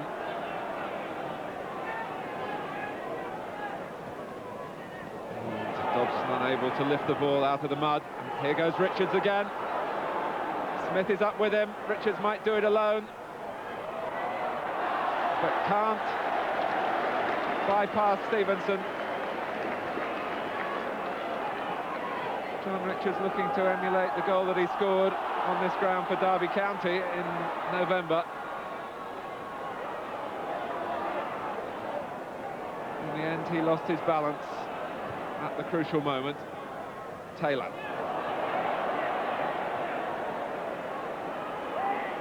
Stephen. This is Scott. Oh! Well, it needed just the touch. Full marks to Derek Scott here, who wasn't settling for the easy ball in. He fought his way towards the byline and caused problems with the cross. And Donovan was inches away, coming in at the centre of the goal. Coming on is Vince Overson, whose career has been in jeopardy really this season with a pelvic problem. It's his first appearance in the first team this season, and he gets a very warm welcome.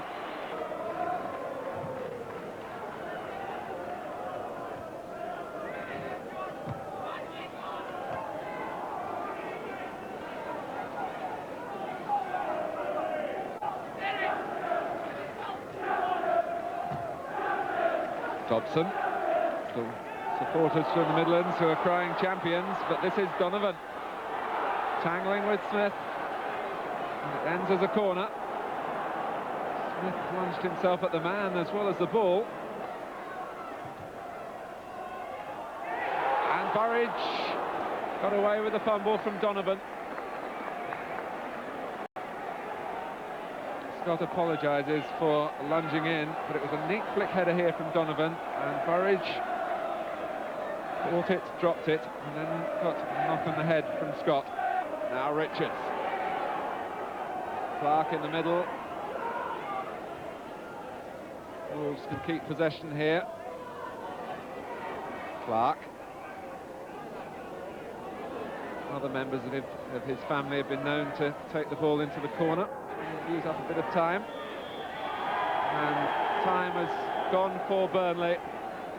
A game memorable perhaps for the conditions that it was played in, and won for Wolves by a goal from Jeff Palmer that gives his side another strong step towards the First Division. Burnley stay bottom of the table, and to stay in the Second Division they have to turn their games in hand into points, and 7 of those last 11 games are away from Turf Moor. A final score, it's Burnley 0, Wolverhampton Wanderers 1. A disappointing result for Burnley, who could be without 3 injured players, Martin Dobson, Mickey Phelan and Terry Donovan, for Monday's derby at Blackburn. They're now 2 points adrift of... They've been winning their last couple of games. In fine style too. F.Casper still not appointed as their manager, but if they do manage to avoid relegation, then he's got a great chance. The commentator, Peter Brackley. Wilson turning neatly between 2 players. Nimble work done from Ian Wilson. Now Robert Jones. Plenty of Leicester players in the area. English fighting for it, hooked away by Young. English good ball through to Robert Jones. Smith and Wilson both in the area, just beyond Smith. Away for a corner off Donaghy. That's given Leicester hard, and encouragement too for the supporters. They're certainly making themselves heard in this tense atmosphere.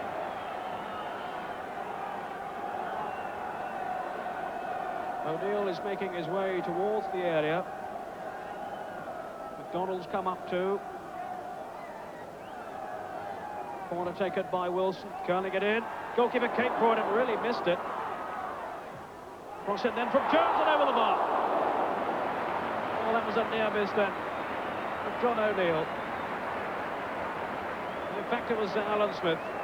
The 2 of them have both come up there in the area, and in fact, it was Alan Smith who knocked it over the bar.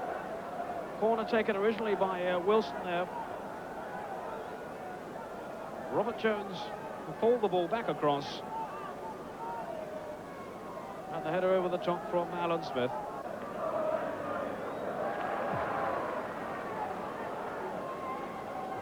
Pete McDonald. Daly.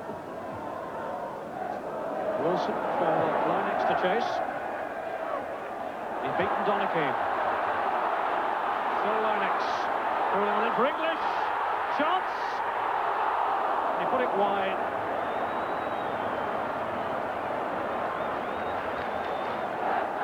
I think anyway that the linesman had flagged for offside. As it came through to English, he just slipped it wide of goal. And Wilson really should have released the ball a little bit earlier. Something might have been on then for Leicester. Scott to Stephen. Now Dixon. Good ball played through then by to Phelan. Still Phelan going through. Now Donovan with a shooting chance. He put it wide. A clear-cut opportunity then for Terry Donovan. The best chance that Burnley have created so far. Good early work by Dixon, then to Phelan. The ball fell then for Donovan. He beat Wellington, but wide of the far post. Daly. This is Ramsey. Now for Alan Smith. Managed to shake off Dobson for Linux. And surely that was pushed by Donachie. I think Donachie went for the ball, but clearly impeded Steve Linux. Referee with the arm aloft, so I think he's given obstruction. Leicester players just inquiring as to what the nature of the free kick is. It is, I'm sure, indirect. Taken quickly by Daly for Jones! So near. Robert Jones, the man who dramatically scored on his debut last week. So very nearly did it again. The free kick taken quickly by Daly. In went Jones, just over the bar. McDonald's header.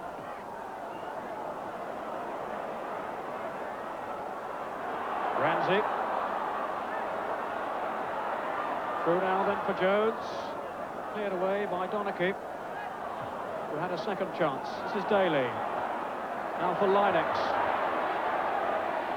Certainly plenty of heart and spirit about Leicester now. Daly. In for Alan Smith. Ball's there for Wilson.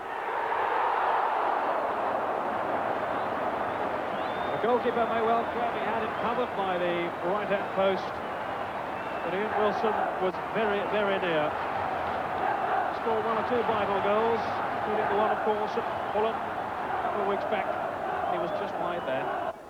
Just over 20 minutes to go, and still we await the first goal. Dobson up for Hamilton. Pick on for Donovan.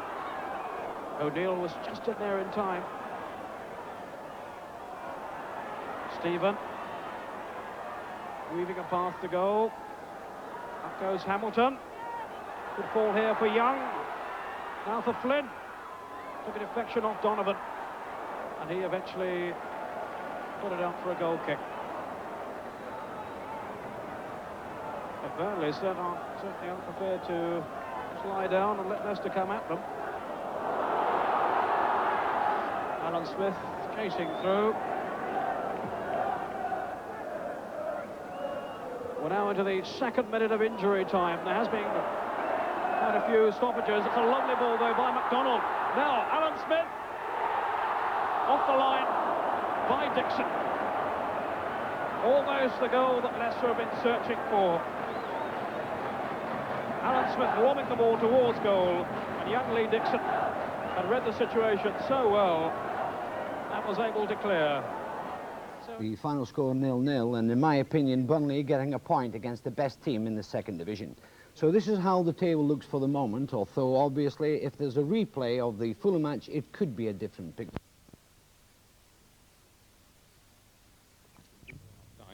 We were there, perfect timing as usual, and a marvellous opportunity to check on J.Bond's progress since he took over at Turf Moor during the summer. Alton Wellesby now reports. If it's style you want, then J.Bond has an ample supply. That's why he was brought to Burnley, as much as anything, to try and change the club's image. Is he succeeding? I think the club is now beginning to become a club that I envisaged when I took over. I mean, the after the game, the atmosphere after the game, the socialising after the game is something that I've always tried to produce at football clubs. The atmosphere in training, the atmosphere in the dressing room, the way the team is playing. Yeah, I would think that if I'm able to stay here for another couple of 3 years, the thing will become a club and run how I want it to be run.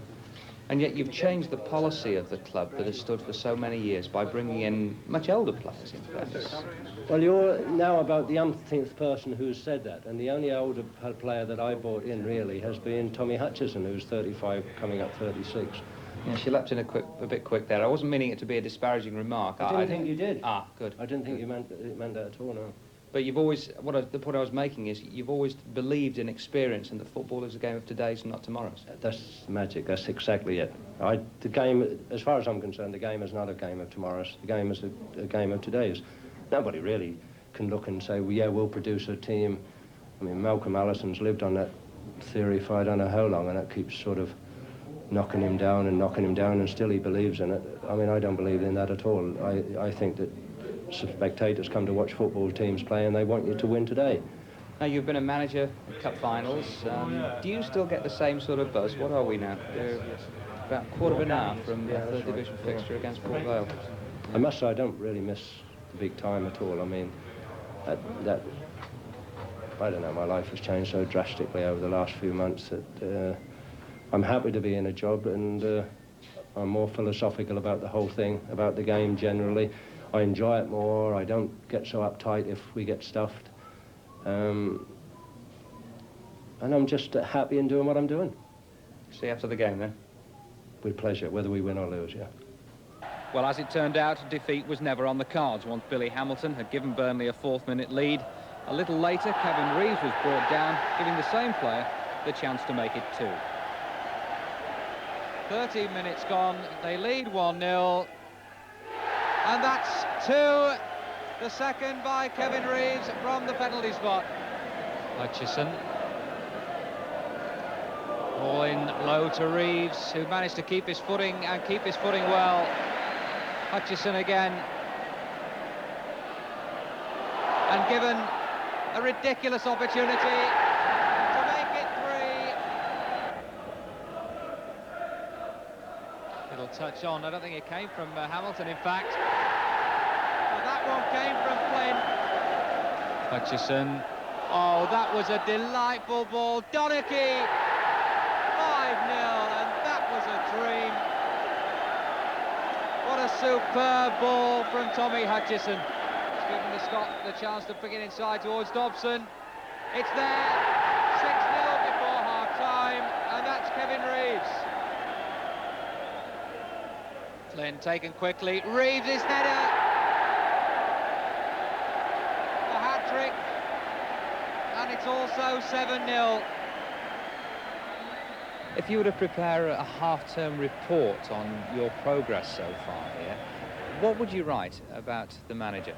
I would write that the manager has really never been as happy in his managerial career since he first took over at Bournemouth and had McDougall and Boyer and all them playing for you, and when we was winning games 5 and 6, and that was enjoyable and lovely to watch, and there was plenty of excitement. And I just believe that this club is just beginning to get back that sort of excitement, and that does me the world of good. The ITN headlines.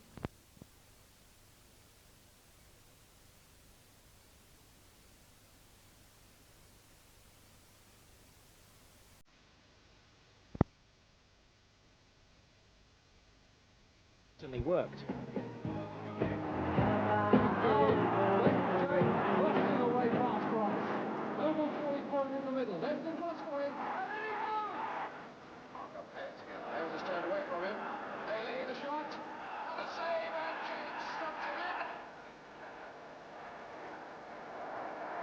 Still going.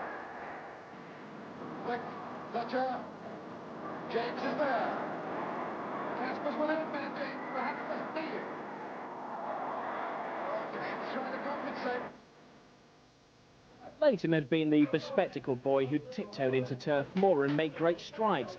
A debut at 17 in the First Division relegation team. When they came back up in 1973, he was a hit, but a victim of the Claret's curse. To maintain First Division status alongside the big city clubs, it was necessary to produce an asset and have to sell it, and to try and keep the production line going in that respect, and the club did that for many, many years, and I was just one of a long line of players that they sold to balance the books, but always having a ready-made replacement because the system worked that way. The decisions were dictated by Bob Lord. The forceful Burnley chairman ruled Turf Moor by fear. No talk back, dissenters were frozen out. That was the case in a frosty February in 1980. Burnley Fulham wasn't headline making, but a bordering bust-up with Fulham chairman Ernie Clay was. I wouldn't have said diplomacy was his great strength, Mr. Lord. No, he was a great man. He was, and he's always been referred to by people other than myself, as well as myself, as probably the greatest football club chairman that they've ever had the privilege to work for. But he was never a man to back down from anything, and obviously Ernie Clay was of a very similar ilk, and when the two clashed, it was fireworks. It wasn't fireworks weather. Tension was high. Former Burnley goalkeeper Jerry Payton was in Fulham's side, just above his old club at the bottom of the second division table. The game arguably shouldn't have gone ahead, but both sides needed the points. Veteran goalkeeper Alan Stevenson was playing his 300th game and didn't want to end a successful career in the third division. Burnley had never been that low in 90 years of league football. A game with real meaning, this. Fulham bottom, Burnley 2 places above them and 4 points better off, but Fulham have a game in hand. Burke. Hamilton to Kavanagh. Neat bit of play by Burnley. And Kavanagh, good speed, and he's ridden the tackle well. Credit to Payton for coming out and making it difficult for him, but Phil Kavanagh again did extraordinarily well. Tony Gale towering over him, stretching out a long leg, caught the youngster's shin, but Kavanagh, to his credit, kept going. Now it's good work by Payton, plunging out, that hurries him into the shot, and the ball is just wide. Smith.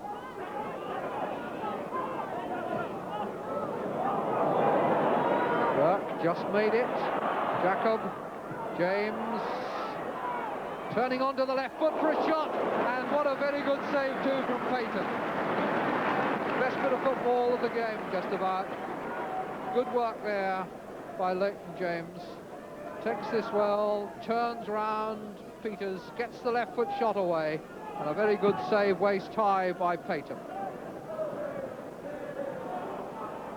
Kavanagh past his man, and Maybank tackles back for the corner.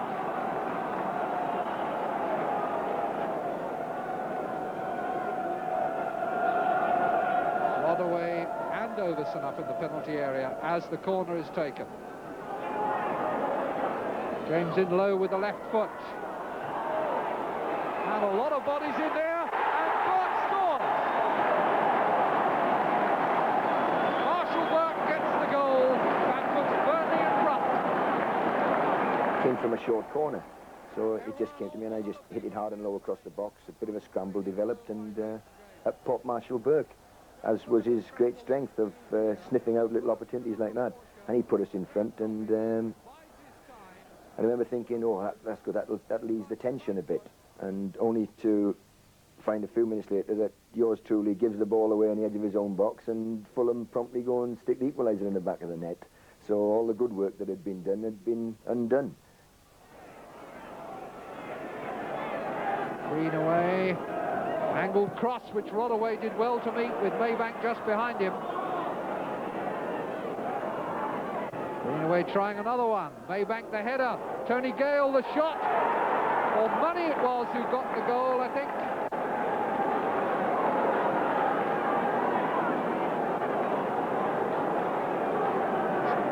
Tony Gale scores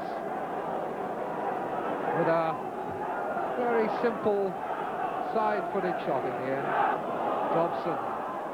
In dark because of injury all week, but he's stood up apparently very well throughout the game so far. Smith. Markham Smith, only 1 goal to his credit this season. Swiveled well on that. Overson. Foul on Burke by Beck.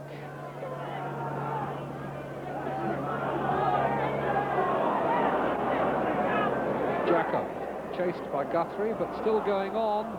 Tackled by Banton. The ball now with James. Jacob had stayed there and gets his reward. So very, very close at the far post for Marshall Burke to get his second. Reward there for Joe Jacob, who very astutely stayed up, and when the ball ricocheted out from Leighton James, he was able to play the cross, and a good cross it was too, beating the goalkeeper. Burke in at the far post, and just wide, turning game.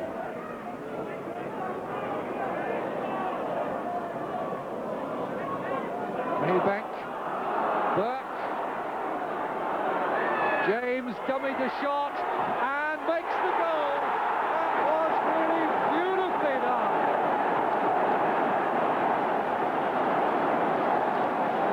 There was a real touch of class there. I remember it well.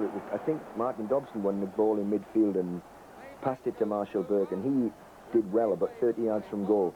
He rolled a square ball, and as it was coming to me, I can remember thinking, now then, Paul, you're having such a bad game, this is going to go in row G, this. So once I changed direction, the whole defence was all running on the wrong foot and was completely off balance, and it just opened up in front of me and just rolling the ball into the corner rather than sort of blasting it high, wide and handsome. Now Hamilton, has he got the legs? Yes, he has. Can he get the goal? What he's got is a penalty. Protests from Money, but Mr. Redfern just waves them away. Hamilton had too much pace for Money. The goalkeeper comes to meet him now, and that tackle, I think, caught his back leg, and it's a penalty. Chance to make it 3-1, which would exactly reverse the scores in the game at Craven Cottage when Fulham won 3-1. Here he goes, and he's made a muck of it. Well, Martin Dobson has many virtues, but I don't think he would claim that that was a model penalty kick. We've had 49 minutes since this half kicked off. And he's going to go on, and he's given a free kick, and there is the final whistle. Burnley have beaten Fulham by 2-1. A crucial victory at the bottom of the second division, and a victory that was won by a goal from Leighton James that was worth the points. But it wasn't enough. Burnley didn't win again that season, and Leighton was sold yet again.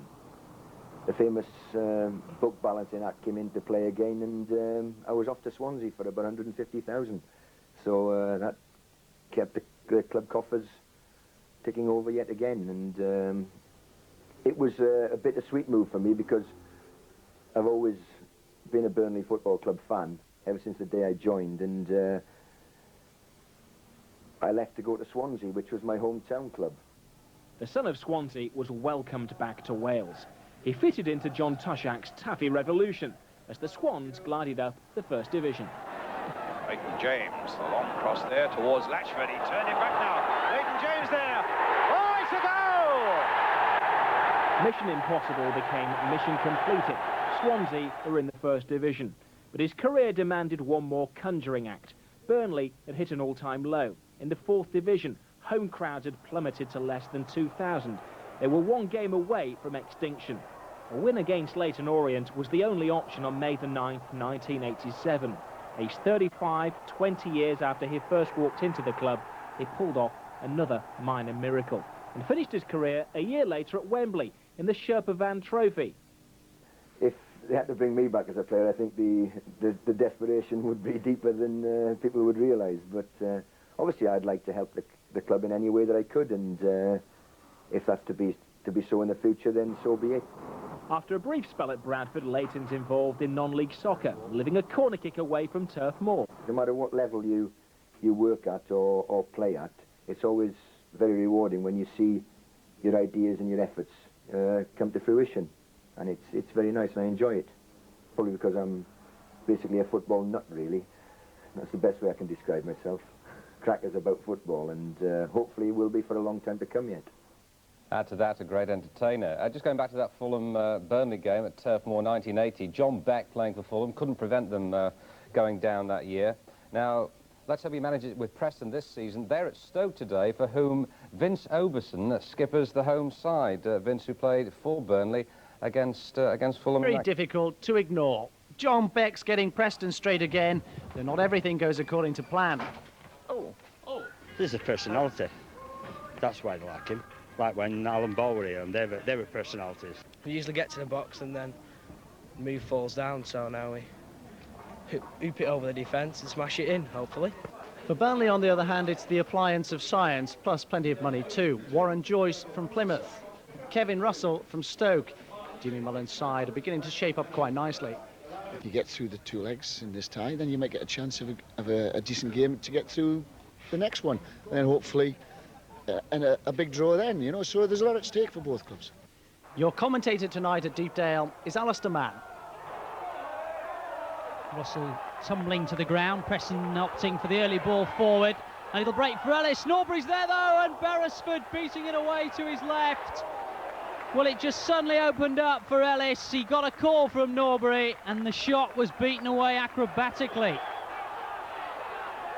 Russell getting stuck in and just put off enough to allow Burnley to come away with the ball. Lovely ball too. Deary into the clear for Joyce. No offside. Chance for Joyce. Goal, great save. O'Hanlon stuck out an arm. Joyce running in on goal. Scored 2 on Saturday, remember. Looking for the 3rd goal of the season, and a great save denies him. And it's a teaser, and Beresford will have to come. It's not the most decisive of punch either. Norbury trying to get in there. Shot from Wally's blocked, comes out to Rayner back in, and Ellis! Tony Ellis! A powerful header. The shot from Wally was just blocked, and Beresford was sent one way, the ball went the other. He couldn't readjust, and Ellis with virtually an empty net. 1-0.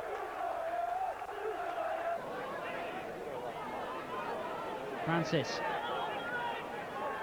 Other little back heel, inviting the cross in, and well, there's a little bit of tugging of a shirt, the referee's blown, and a penalty is given. Warren Joyce going for it, Wally there, just tugging on his back, and that's what the penalty's been given for.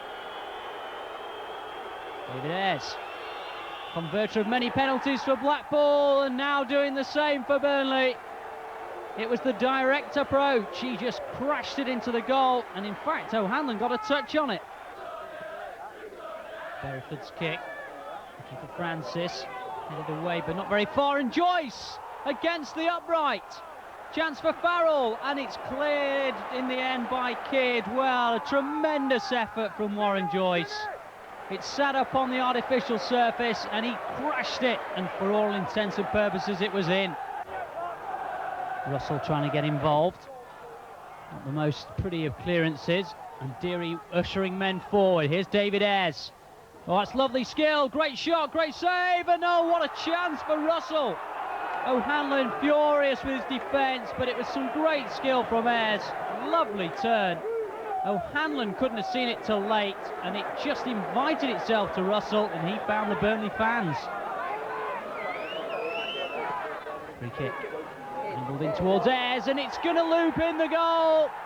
Steve Davis, the scorer, but how much did he mean? It looked as though he was just trying to bring it under control, and it just kind of floated over the head of O'Hanlon and eased its way into the goal. It's a hopeful ball, but Francis doesn't know the meaning of hopeful. He's on his way. He's through O'Hanlon. Now then, 3-1, no! A good block. A great block, in fact, from Kidd, who just says to O'Hanlon, what are you doing coming out to that edge of the box? It just asked Francis to go at him. Kidd was back covering, and it remains at 2-1. Do you think that's the tie one, 2-1 here? No, it's never over. I mean, I was at Blackpool last year, we were 3 down at Tranmere and we won 4-0, like, so game's nowhere near over there. There's a little buzz around Burnley at the moment, though, isn't there? Yeah, I mean, we've got a tremendous crowd following us week in, week out, and, you know, it gets the lads up a bit, and it's great to play for them, you know. Yes, there is a little buzz around Turf Moor. Good start for them. Beat Port Vale on Saturday, the favourites to win the division, and winning away there tonight.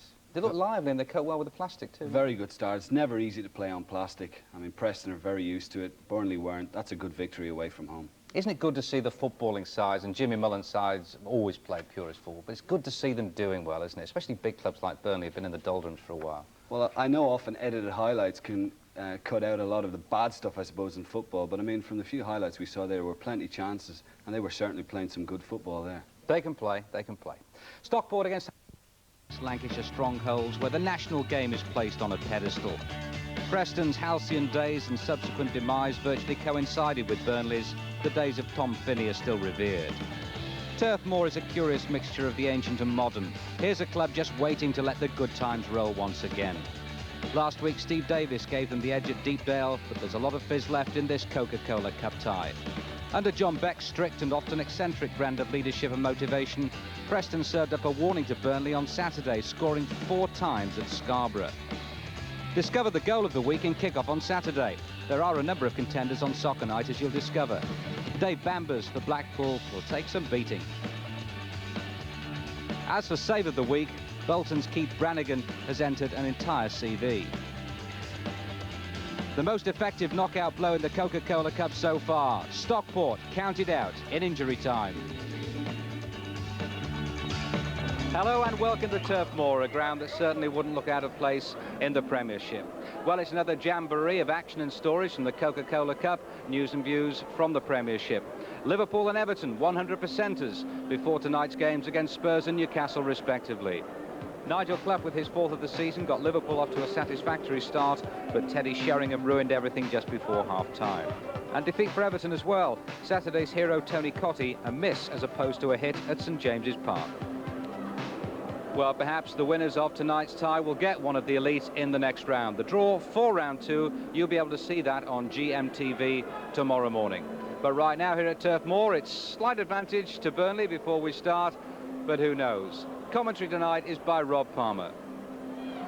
A game of rich tradition, equally so the ground. It's 20 years to the day since 26,000 were here celebrating Burnley's return to the First Division, fresh from Charity Shield success. £1 million has been invested in new players to bring those glory days back to Turf Moor, and the new faces have won the Burnley fans over already. Warren Joyce hit 2 goals on his debut. David Ayres has scored 2 in 2. The winger Kevin Russell, he of the distinctive hairdo, is already a cult figure. One favourite is playing for the opposition tonight. Mike Conroy, who's helped stage a Burnley revival over the last 2 seasons, makes his North End debut after an £85,000 move. He's one of 2 debutants. Preston manager John Beck believes in a strong centre to his teams. Conroy will be at centre forward. Trevor Matthewson, a recent acquisition from Birmingham City, plays for the first time at centre half. Mr Beck is very proud of his attacking policies. He's keen to stress it's a 4-2-4 formation, not 4-4-2, therefore they're going to play with 4 attackers. A Lancashire derby, therefore a man with local knowledge. He's Paul Harrison from Hayward. The 98th meeting between these 2 teams. The 2-1 scoreline for Burnley last week means it's 38 wins each. Strangely, it's the first time last week that these 2 teams had met in either of the major cup competitions. John Beck is promising his team are going to come here tonight and attack. And he's promising goals. How many will be to his team is another matter, but the first shot at goal goes to the men in white.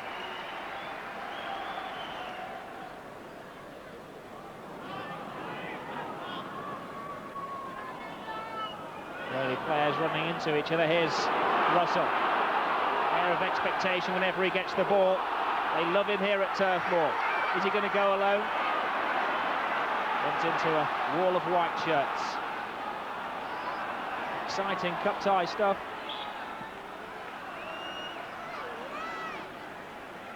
there's one man that can change a game with a piece of individualism, it's Kevin Russell.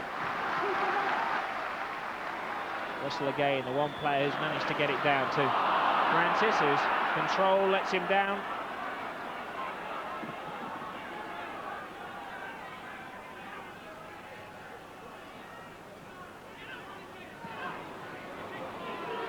What a good pass, in fact it fell ideally to Russell.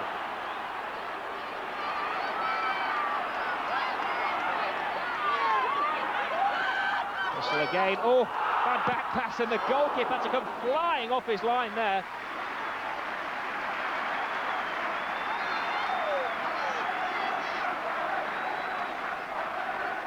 Callum O'Hanlon's playing sweeper more often than Franz Beckenbauer.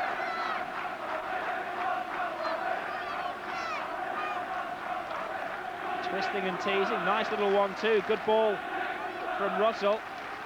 And Adrian Heath was in there just in case a mistake was made.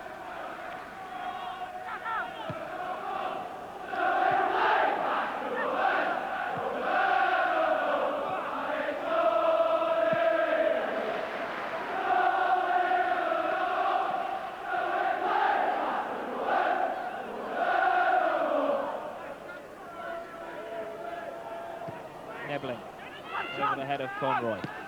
Pender, the defence comes out. And the referee originally waved play onto the goalkeeper. Now he's given the free kick. This will be one of the most bizarre goals ever seen if it goes in. And the referee has to look red-faced. That was incredible. That was just unbelievable. The linesman was flagging for offside. He's explained his actions, Mr. Harrison. That is going to be a moment which lives with him for the rest of his refereeing career. This was the incident. The ball was played over the top. Offside. Everybody stopped. The goalkeeper looked at the linesman who was flagging. The referee had waved play on, gave the free kick. Adrian Heath was the sharpest thinker on the field. Inside to Russell, and in a flash, Burnley were ahead after 15 minutes. Well, you can't blame him. Kevin Russell did his job. Question marks over Mr. Harrison. Looks a little shell-shocked. Wally, suspicion of handball. Rayner to Conroy. Knows every inch of this field.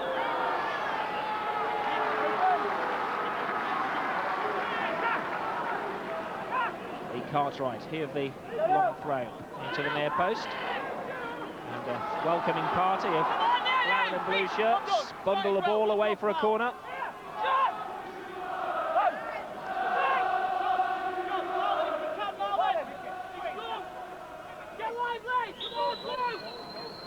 Rayner takes the corner over everybody. Beresford comes and drops the ball. Free kick doesn't go his way.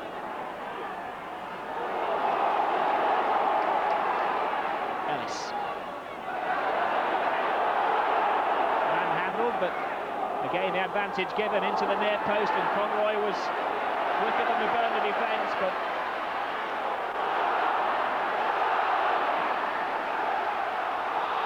great play by Davis, but his forwards caught in the offside trap.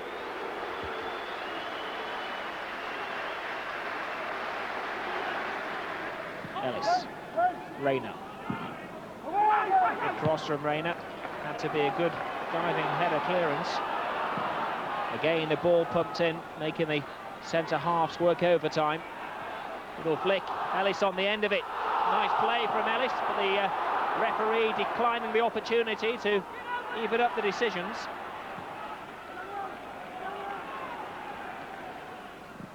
Neveling.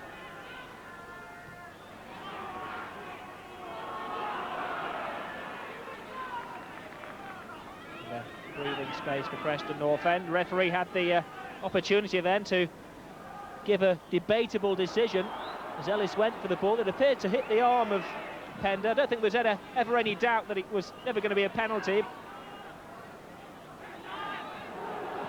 Try for Ellis to chase. And Pender puts it into an area which Preston will be comfortable with.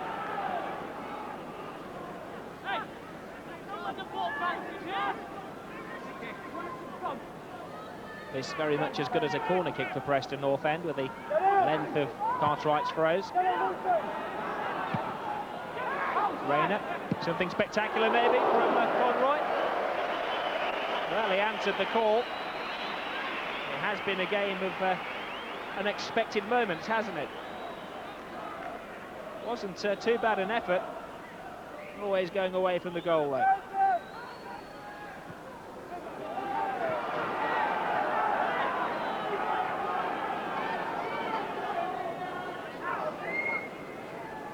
Deary, well placed throw to Russell. Back to Deary. Russell again playing their own little game between the two of them. What a good pass there from Russell. Now it's the charge forward from the white shirts. Conroy only has one defender to beat, but Davies does well pushing him wide. Does extremely well in fact, and Pender takes no risks. His corner, little push from Beresford, it drops tantalisingly just in front of Matthewson.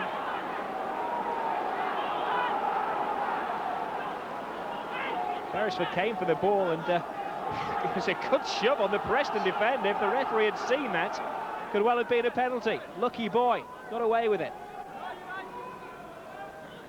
Again a long throw, again pushing and shoving. Again the referee waves play on. Second snap for Masefield and a header from Matthewson, who'd stayed up in attack. He's probably been one of Preston's best attackers so far, the centre-back on his debut.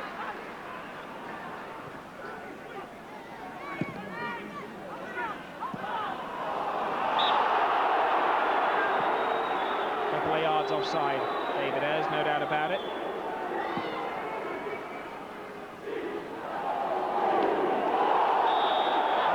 A wide challenge, and it's getting a little nasty there.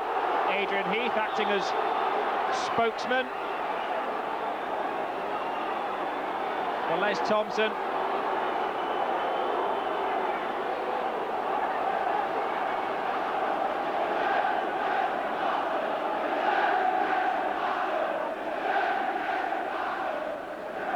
Masefield was guilty of a very, very badly timed tackle there. He came in, really didn't make any attempt to get the ball. And poor Les Thompson went down in a bundle. In fact, a red card. And the referee may be justified in that decision. It really was a quite awful challenge from Paul Masefield. And the second controversial decision of the night from Paul Harrison, the referee. Maybe they could argue about the first one, but I don't think John Beck has any arguments whatsoever as Masefield disappears down the tunnel, and Preston North End's chances of getting on in this competition seem to disappear as well. More disappearances in this game than the Bermuda Triangle. Warren Joyce, who just pulled up and pulled a muscle off the ball. Not a nasty challenge, I might add. He's going to play no further part against his former team. And Andy Farrell gets a brief introduction to the first half. Longest serving player at the club, actually. He's only 27 years of age.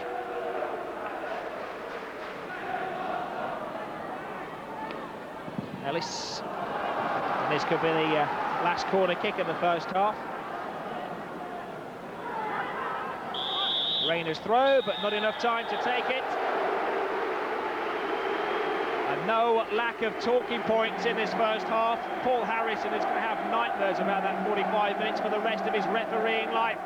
That decision early on, when he waved advantage, the linesman flagging for an offside decision, the goalkeeper handled the ball, quick thinking from Adrian Heath, put into the ball, into the net from Kevin Russell. And the referee just looked in horror at his linesman. Shortly after that, a sending off, and only one goal. What an amazing first half. The scoreline, by the way, Burnley 1, Preston 0. We hope to be explaining The Wise and Worthfords after the game, but Burnley go straight onto the attack and score with less than 15 seconds of the second half. Well, what a game. David Ayres punches the air. Burnley are in the bag. Definitely now for the draw for the Coca-Cola Cup second round tomorrow. What a start. Good control from Ayres. An even better finish. And the game is as good as over. Ayres was alert while the Preston defenders were still deliberating the first half. 2-0 on the night.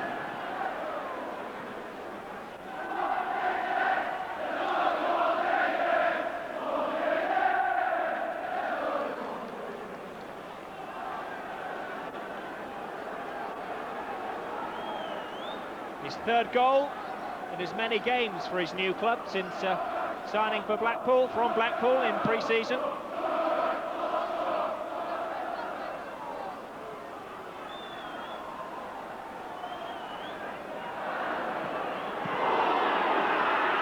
And again a strong challenge, this time Lee Cartwright. Requires the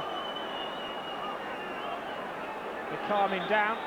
John Pender, the Burnley captain, and his centre-back partner Steve Davis getting involved in a little fracas.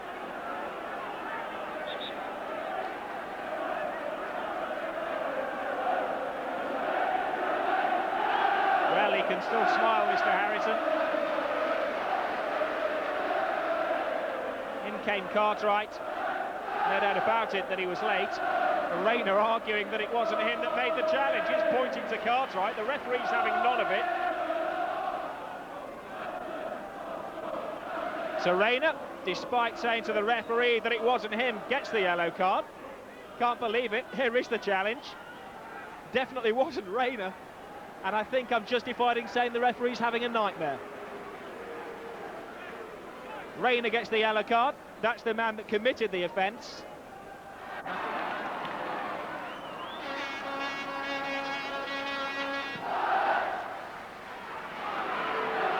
Heath.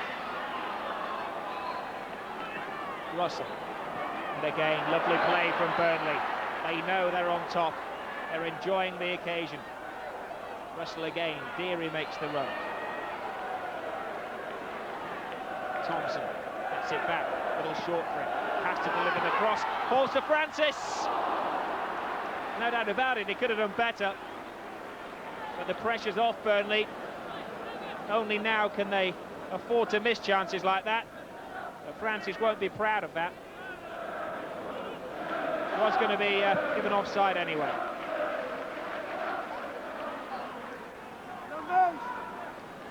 Rayner. Ellis. Rayner again. Good fair challenge on him though from Ian Measham. Ellis to Rayner. Beresford comes and then stays. Back to Cartwright. Oh, the goal of the night.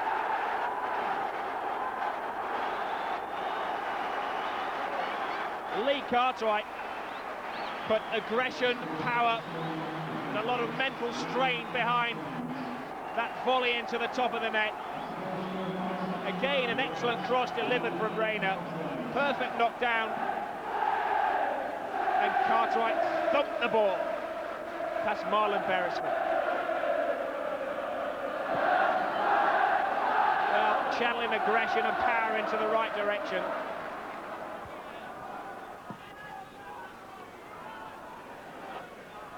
Francis. Just away from the goalkeeper. And that could have been 3. It could have been the second to David Ayres.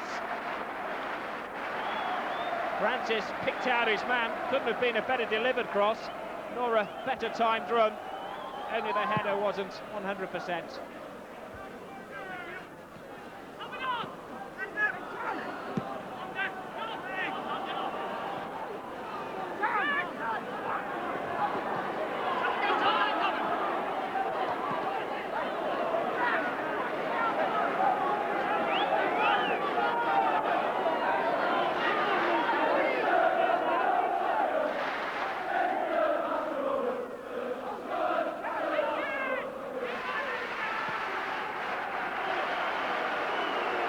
Thompson. Russell. Substitute Farrell. Heath. Every pass Burnley make is applauded as Ayres tries a shot. And he's certainly trying to make an evening out of it, David Ayres. Loving life here at Burnley. Always said when he was at Blackpool that he'd like a bigger club. Jimmy Mullen, his former Blackpool boss, came in and signing for a second time. Ellis, can Conroy get there? Yes, he does. Of course, it's Beresford into the save. He was claiming, I think, that may be a back pass. Certainly wasn't.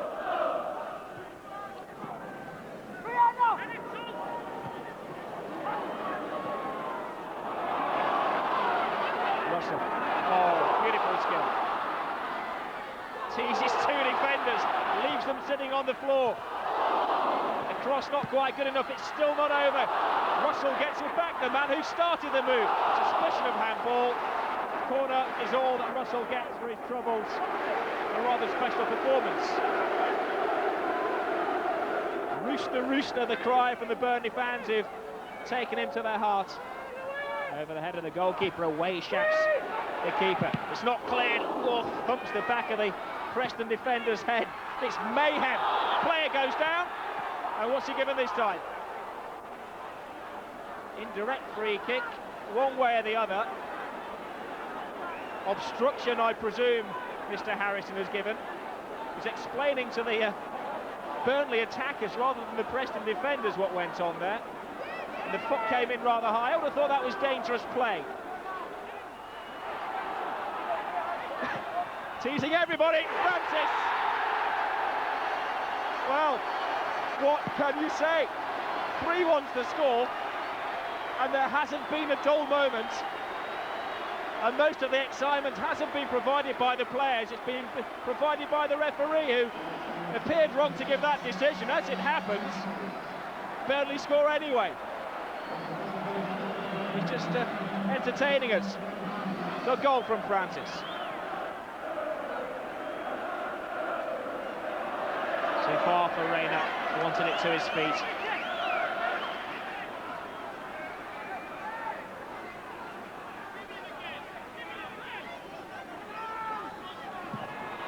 Strong challenge from Wally.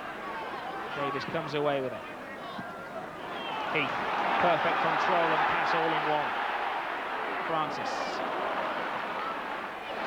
Ball back the furthest man forward. To Deary, tries a curly-whirly and gets a goal. Jimmy Mullen's enjoying this. One of the easiest nights of his managerial career. It's just a case of shooting practice now.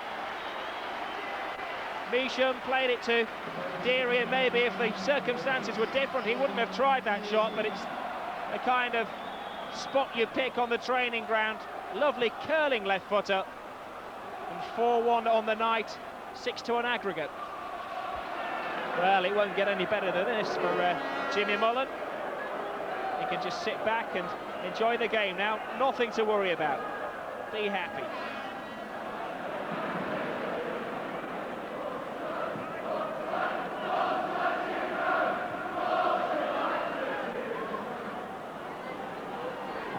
Thompson to Farrell.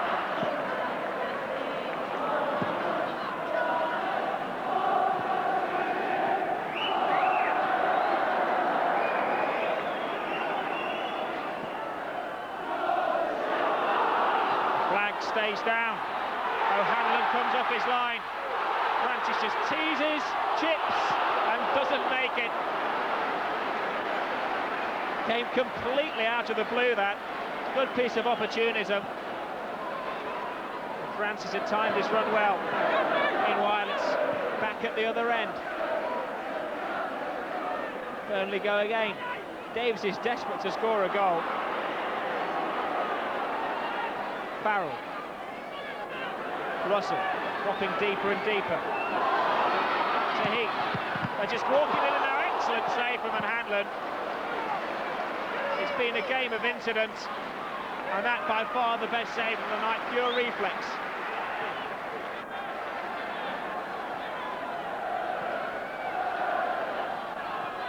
Russell again, going to have another go. Just eyes at the target, and O'Hanlon keen to get the ball back into play, but a brilliant save by the Irishman. The ball came in at the near post, off his own defender, last thing he was expecting, and a tremendous reflex stop.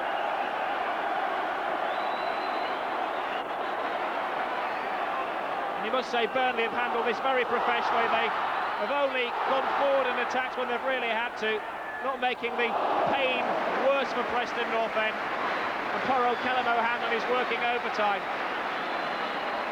You have the feeling if Burnley really wanted to, they could just be queuing up and adding even more to the total. There's so much time and space. It's really the goalkeeper against the home side at the moment.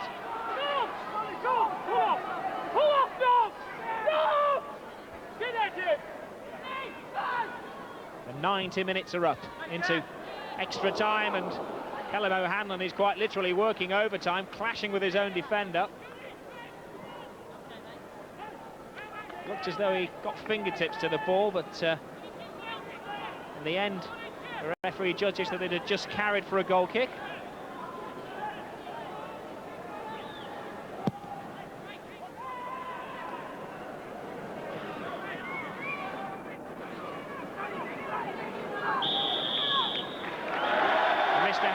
Blows the final whistle of the evening, a game which was started off in controversial fashion by Kevin Russell's goal early on in the game. Handshakes from the managers. It's been a good-spirited game in the end, despite the sending off of Paul Masefield in the first half. And poor old Paul Harrison, centre player off, gave a controversial goal, booked a wrong player. And then an eventful start to the second half, a goal within something like 13 seconds. And quite safely, it's Burnley who go through to the draw for the second round of the Coca-Cola Cup tomorrow morning. They win 4-1 on the night, 6-2 on aggregate. Well, an exhilarating performance by Burnley, some really lovely stuff, quick and incisive football, and no one reacted quicker than Adrian Heath in setting up the opening goal for Kevin Russell. Now, what about the referee's role in it? Because the linesman clearly signalled for an offside. My linesman quite clearly indicated an offside, as there was no forward anywhere near to take advantage of that. The ball was going through to Kieran, the goalkeeper. I acknowledged my linesman's signal and shouted to Kieran to play on advantage. For some reason, Kieran didn't play on, and he must have thought I belonged for the offside. And unfortunately he picked the ball up, so I penalised him for handball outside the penalty area. Bet you thought it was Christmas Day, didn't you? Yeah, you know, they don't come along very often, so when it did, you know, I was really pleased. Were you in a state of shock? I was for a few seconds, I must admit, yes. What were your words like when you saw the ball had gone into the net and the referee had allowed it? I don't think I could repeat them on the TV, to be honest with you. There was about wasn't just one player offside, about 3 or 4 players offside. That's the way I saw it, and Callum says that he heard a whistle as well, so it was just a misunderstanding, and perhaps we should have had a bounce up or something like that. That was unfortunate, a misunderstanding. Maybe the sending off wasn't so, was it? I don't know. I mean, I know the boy Paul Masefield. We took him from Stockport. I've been working with him for the last 3 months. He's a lovely lad. He's got nothing malicious in him at all. He just mistimed his tackle. To be quite honest, I thought perhaps some of the Burnley players overreacted. It was serious foul play, in my opinion. That's it, basically. Are you angry at all inside? No, of course not. These things happen. We just hope they iron themselves out over the season. We knew we wasn't going to win the Coca-Cola Cup, so we'll go in and win our league now, I think. Well, no shortage of talking points in that match, and certainly no debating Burnley's superiority. Now, what about the Premier League? To outdo Spurs in this season's Coca-Cola Cup. One suspects they must make home advantage really count tonight. 14 goals in their previous 4 games at Turf Moor. The commentator is Alistair Mann. Jimmy Mullen's only doubt was the centre-half Steve Davis, but a late fitness test sees Davis continue his successful partnership with John Pender at the back. The midfield has an attacking feel, with John Francis and David Ayres offering width, Well, up front, Adrian Heath, last season leading scorer here at Turf Moor, partners the man they nicknamed the Rooster, Kevin Russell. Russell, scorer of that incredible first goal in the last round here at Turf Moor, when he chipped Preston keeper Callum O'Hanlon, while O'Hanlon was still backpedalling after handling outside his area.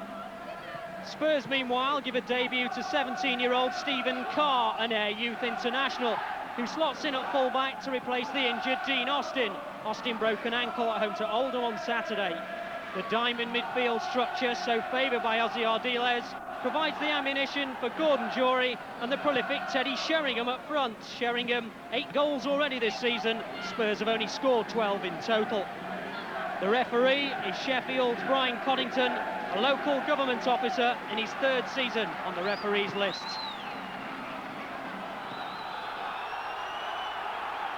It's 11 years since Burnley got past the second round. That year they got to the semis, defeating of all teams Spurs along the way, incredibly 4-1 at White Hart Lane. And already the Burnley voices in good chorus.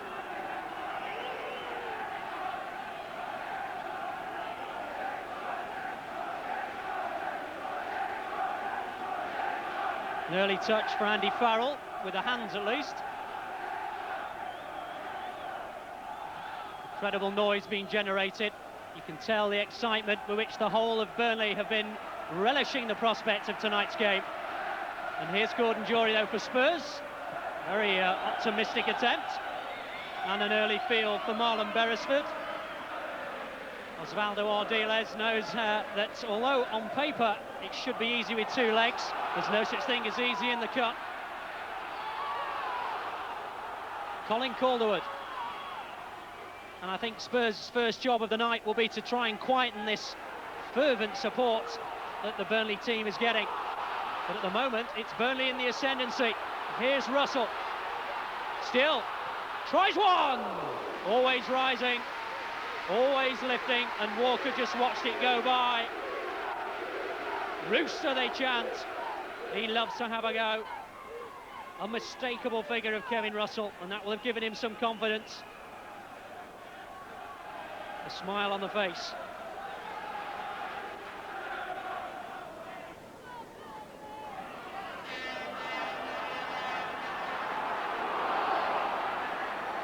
Deary. Ayres. Pulling away to the left is Randall, and surely that's where the ball's going to have to go. Here is Randall. Thompson's peeling away to the left side. Randall goes inside. Heath. Randall opens up. Good shot! Oh, and Walker was there with the legs. The ricochet off Mabbott. This was a real opportunity. Lovely little ball from Adrian Heath. It opened up, and Mabbott's deflection nearly took it goalwards. Good save that from Walker. Randall, who moved away to the left, and then peeled inside to the right and got a lovely ball from Adrian Heath. Asking a lot of Adrian Heath. Here's Russell, gets on the end. Adrian Heath is the only target. Adrian Heath with a header! And it just goes by the left-hand post. Warm applause, disappointment for Jimmy Mullen, but delight from the Burnley fans who have seen a marvellous start from their team.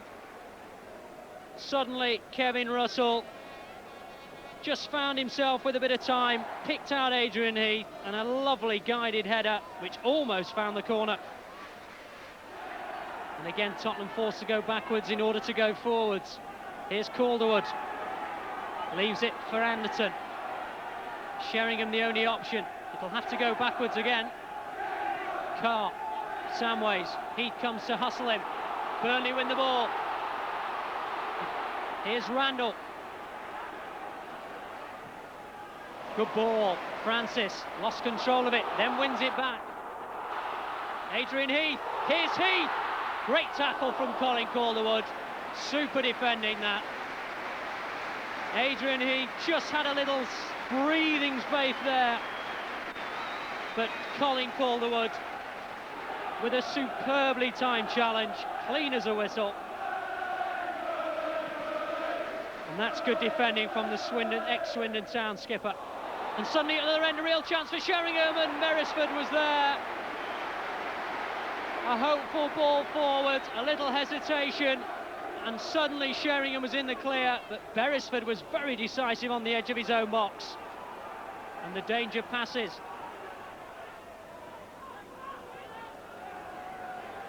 Mabbott. Calderwood. My goodness, a bit of room for someone. Calderwood has it. Will he use it? Does do. Here's Sheringham. Sedgley the furthest man forward. Dutell coming as well. And a good defensive header. Or at least he put him off.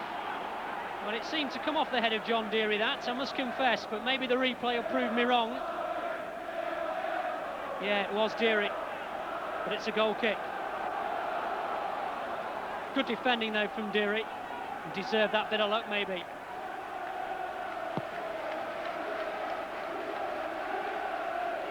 Good header from Carr. Russell. Adrian Heath. Randall. Francis to the right. Opportunities here. Here's Francis. All the way. Straight into Walker's midriff. Holds up his hand and apologises. He had options there, John Francis. Went for glory. Cut inside. Went himself. Good positioning from Walker. And maybe the Spurs bench will be happy to go in goalless at half-time. Russell. Thompson to the left. Russell uses him by not using him, if you like, and goes the other way. In by Davis. Interception was made by Calderwood, who just got caught by Deary. But here come Tottenham. Jury. Away to the right is Sheringham. Jury and Anderton in the middle. Sheringham goes alone, tries a curler. Oh! The inside of the post. Well, I thought it had gone in. The Spurs fans thought it had gone in. Beresford was beaten, thought it had gone in. Control with the right. And the bender with the left. Beat the keeper, but not the post. And that could have bounced anywhere. Sheringham unlucky not to have goal number 9 of the season. Here's Anderton.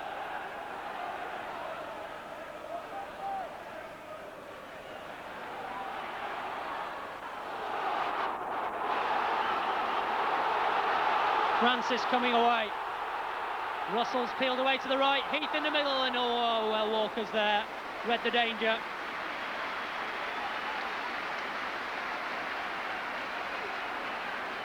Francis came storming through. That was the right ball, but Walker judged it beautifully.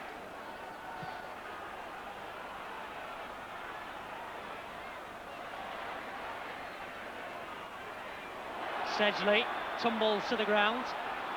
Free kick to Tottenham. Right on half-time. In fact, we're into injury time now. Free kick to Spurs, though. Cleared by Deary at the second attempt. Almost breaks for Sheringham. Beresford was decisive. Maybe got a little bit of help from Davis. The ball got tangled up in the Burnley defence's feet, really. Ricochet off Thompson. Sheringham came in. Davis and Beresford between them cleared.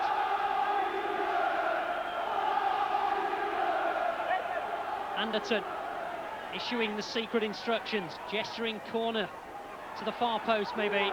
Away, though, confidently by David Ayres. Anderton with the second chance.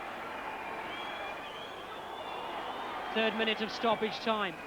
The ball hoofed into the stadium, and that is enough. Well, it's been a full-blooded first half. Osvaldo Ardiles will be delighted to go in at goalless, but it could have been all so different had Sheringham's bender not been denied by the inside of the post, with Beresford beaten.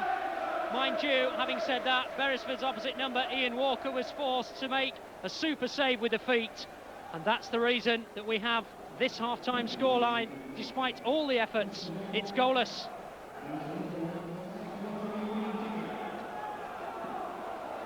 Well, talk about home sweet home. Burnley have a 100% home record, success record, I should say here. 16 goals in 5 successful games. It's certainly a marked contrast to their away form. 4 straight league defeats. I think they'll be looking to find a substantial home win here at home to Tottenham to take to White Hart Lane. Well, I wonder what Ozzy said. I would think he learned quite a lot from his experience with West Brom last season, and they came here and were defeated. Samways looking for Sheringham. Good header that from Pender. You always look to your skipper to provide a degree of calm, and that's an example of just what he can do. Russell up with Mabbott. Mabbott the higher. Randall. Farrell. Russell peels away. Heath. Russell. Offside. Doesn't matter. Doesn't matter. No. Well, maybe Russell didn't hear the whistle go, but the linesman, who was very decisive in the first half, was instantly up with his flag for the first decision of the second half. Yeah, I agree with him. Mind you, Russell's finish was pretty cultured after it, wasn't it?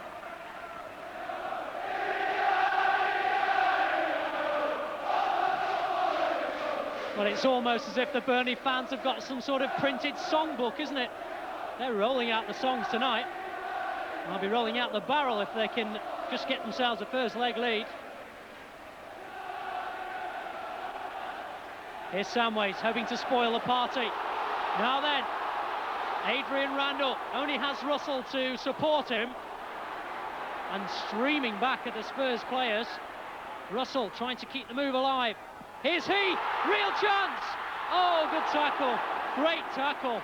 Gary Mabbott with a brilliant tackle.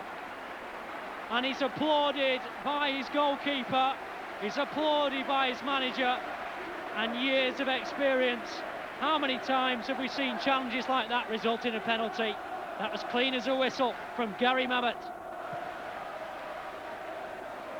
Jimmy Mullen couldn't have asked for any more from his team, and he doesn't need to ask any more of his fans. They are doing the business for him tonight. And there they are, in their thousands.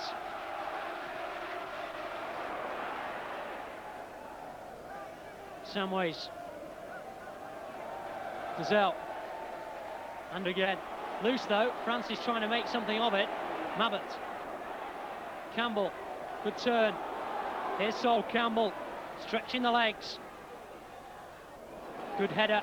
Away by Pender. Deary losing out. Jury trying the long range effort. And there was Beresford down to his left. Ardiles and Perryman off the bench. They thought that might have crept in from Gordon Dury. But Beresford is a superb keeper, and he wasn't going to be beaten from that range.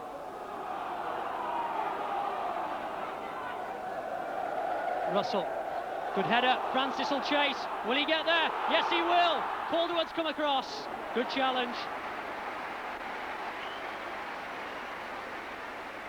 There has been some pretty superb defending here tonight.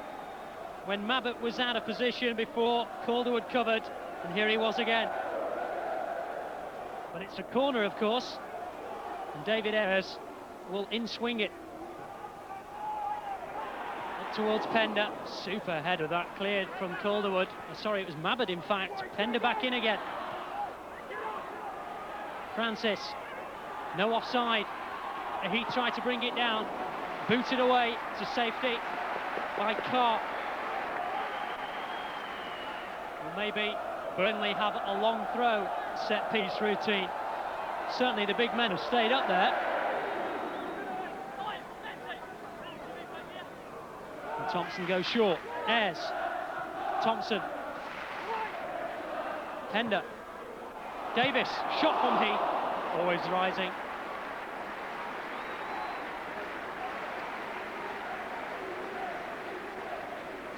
Well, Adrian Heath sniffing around for another goal. He's only got one this year, hoping for number 2.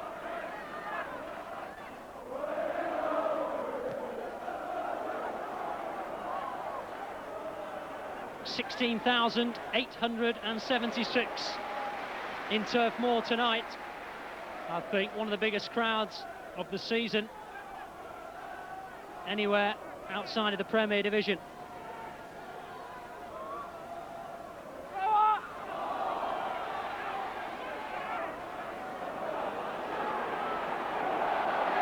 Corner. Francis hustling and bustling and forcing a corner.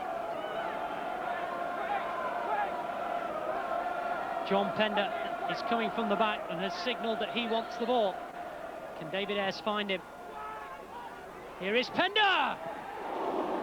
Straight to the goalkeeper. Well, David Ayres picked him out. Set-piece routine, perfectly worked. Couldn't find the angle, though.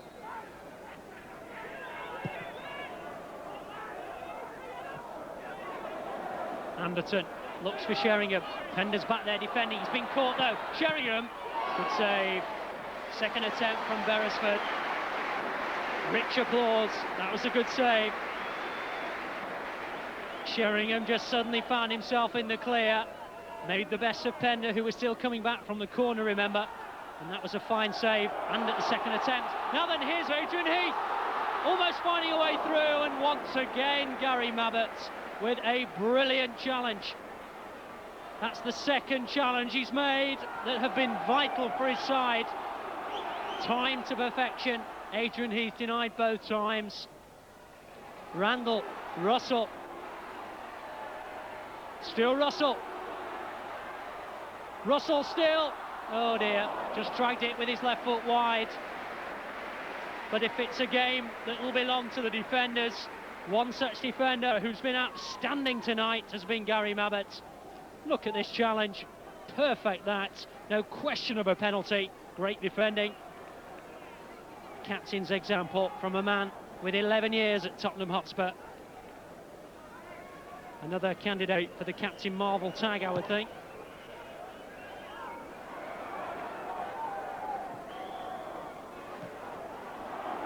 Here's Campbell. Gazelle. Samways. Dury. Calderwood. Again, Burnley forcing Tottenham to go backwards. Adrian Heath, an ever-willing defender. Mabbutt. Sedgley. It's certainly going to take someone like Mabbutt to support the attack, to add the extra man. And here is Mabbutt. Leaves it now for Sheringham. Oh dear. Well, you'd have backed him, wouldn't you? You really would have backed him to put that one away. Samways, Dazelle, Mabbutt had supported, dummied it, and Sheringham, well, credit to the defender, I suppose, for putting him off. Andy Farrell.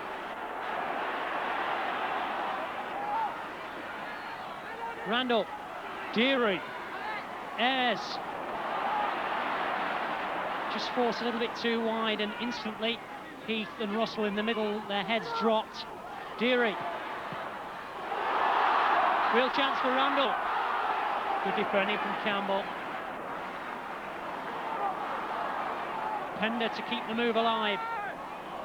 Oh dear, that's a disappointing ball forward from the skipper.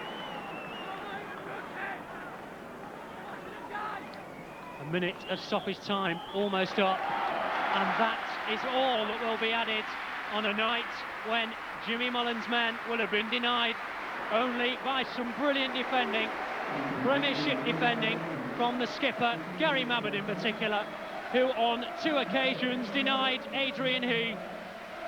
Heath, who, ever willing, tried to provide that missing link, the goal. And we have a scoreline of Burnley 0, Tottenham Hotspur 0, even Steven at the end of the first leg. Well, I think before the game you're thinking, oh, let's make sure we're in the tie the second leg. But we've had a couple of half chances tonight, and they made a couple of great last-ditch tackles. And there's one second half where I thought I could have hit it early, and I've had another touch. And you don't get that much time against top-class opposition. And apart from that, I thought we acquitted ourselves very well against a quality side.